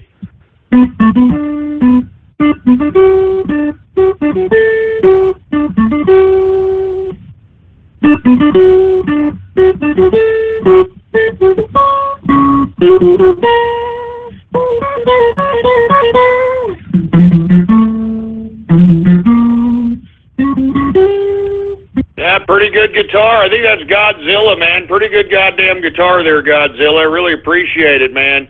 Who else do we have going on here? Jesus Christ. How about 619 Radio Graffiti? Hey, Ghost, it's Asho. I have 2 questions. Do you know that California is trying to secede from the United States? And I have another question. What's up with fucking these liberals talking about the Electoral College, that it can be repealed, that Donald Trump, some shit like that? They don't know their ass from their elbow. They don't know jack, all right? I mean, what they need to do is just sit there and shut their stupid liberal leftist waste of human life mouths and just take it and eat it. Eat it! Eat it! Eat it, liberals, all right? There's nothing you can do about it. So sit there and keep eating, fatty. Keep eating. And you know what, by the way, you know what we should do? A new capitalist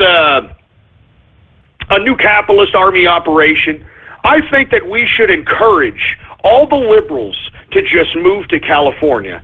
Say, hey, do you hate Trump? Move to California. All right, you get free health care. I mean, just talk about all the socialist perks and just encourage. Let's just do a systematic ad campaign to encourage these liberal crybabies to go to California, and let's encourage them to exit from the union, for Christ's sake. And by doing so, believe me, we send as many losers of the left as possible to California. We could bankrupt California. Do you understand that? We could systematically bankrupt California. So I encourage each and every one of you liberals that are out there crying delicious liberal tears, and let me take one more drink of liberal tears here. Delicious, baby. Delicious. I like it. I encourage each and every one of you leftist, liberal, waste of life, communist trash, all right? Move to California, baby. All right, they'll take care of you. They got free health care. All right, you can get all kinds of government, state-funded entitlements. All right, you can get your weed. You can go smoke your ass off out there. All right, it's right there by the Tijuana border. All right, so you can go get yourself a little bit of squeeze at a damn hump camel show bar out there. You do all that crap, boy. You can do all that crap. That's right, boy. Move to California, you liberal pieces of trash, and get the hell out of Texas. All of you liberals that live in Texas, get the hell out of here. We don't want you here. You are not wanted. I spit on every liberal in Texas. I spit on you pieces of crap. Jesus Christ. Let me go to a couple of more callers. How about 614 Radio Goddamn Freaking Graffiti, for Christ's sake? Ghost, I laminated the autograph in thick plastic, and I plan to donate it to the local bathhouse so it can be admired for generations to come while bottoms get plowed. Oh, my. Oh, you son of a bitch. Yeah! A freaking bathhouse!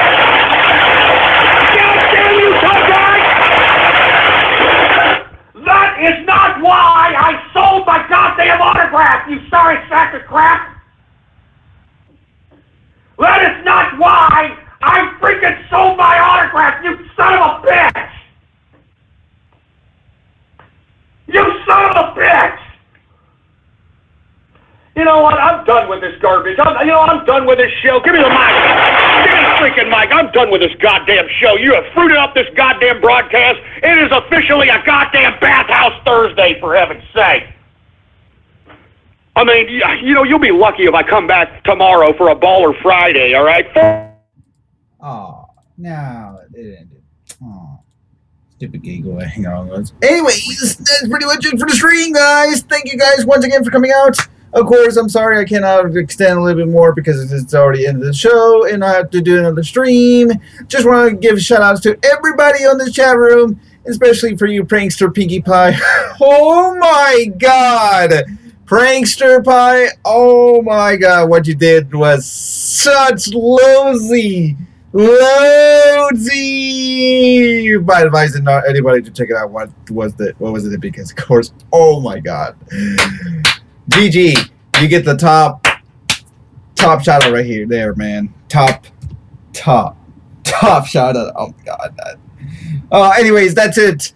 Make sure to subscribe to the channel if you want to watch the CCR broadcast. That's going to be broadcast every Monday through Friday, 4 p.m. Central, 5 p.m. Eastern, 2 p.m. Pacific. If you live around the world, make sure to actually just convert your times to 4 p.m. Central Time. Also, make sure to follow me on Twitter at The Burning Network and also Politics Ghost. Because, of course, you will know what the up-to-date. But I advise nobody check out Prankster's Pinkie Pie, what he posted. Oh, my God. You. Oh,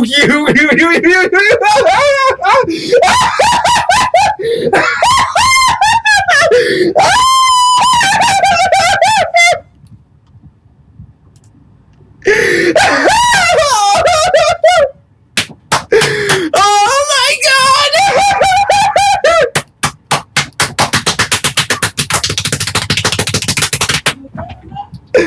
That's it. I'm out. Go, you guys. See you guys for tomorrow for Bold Friday. Later.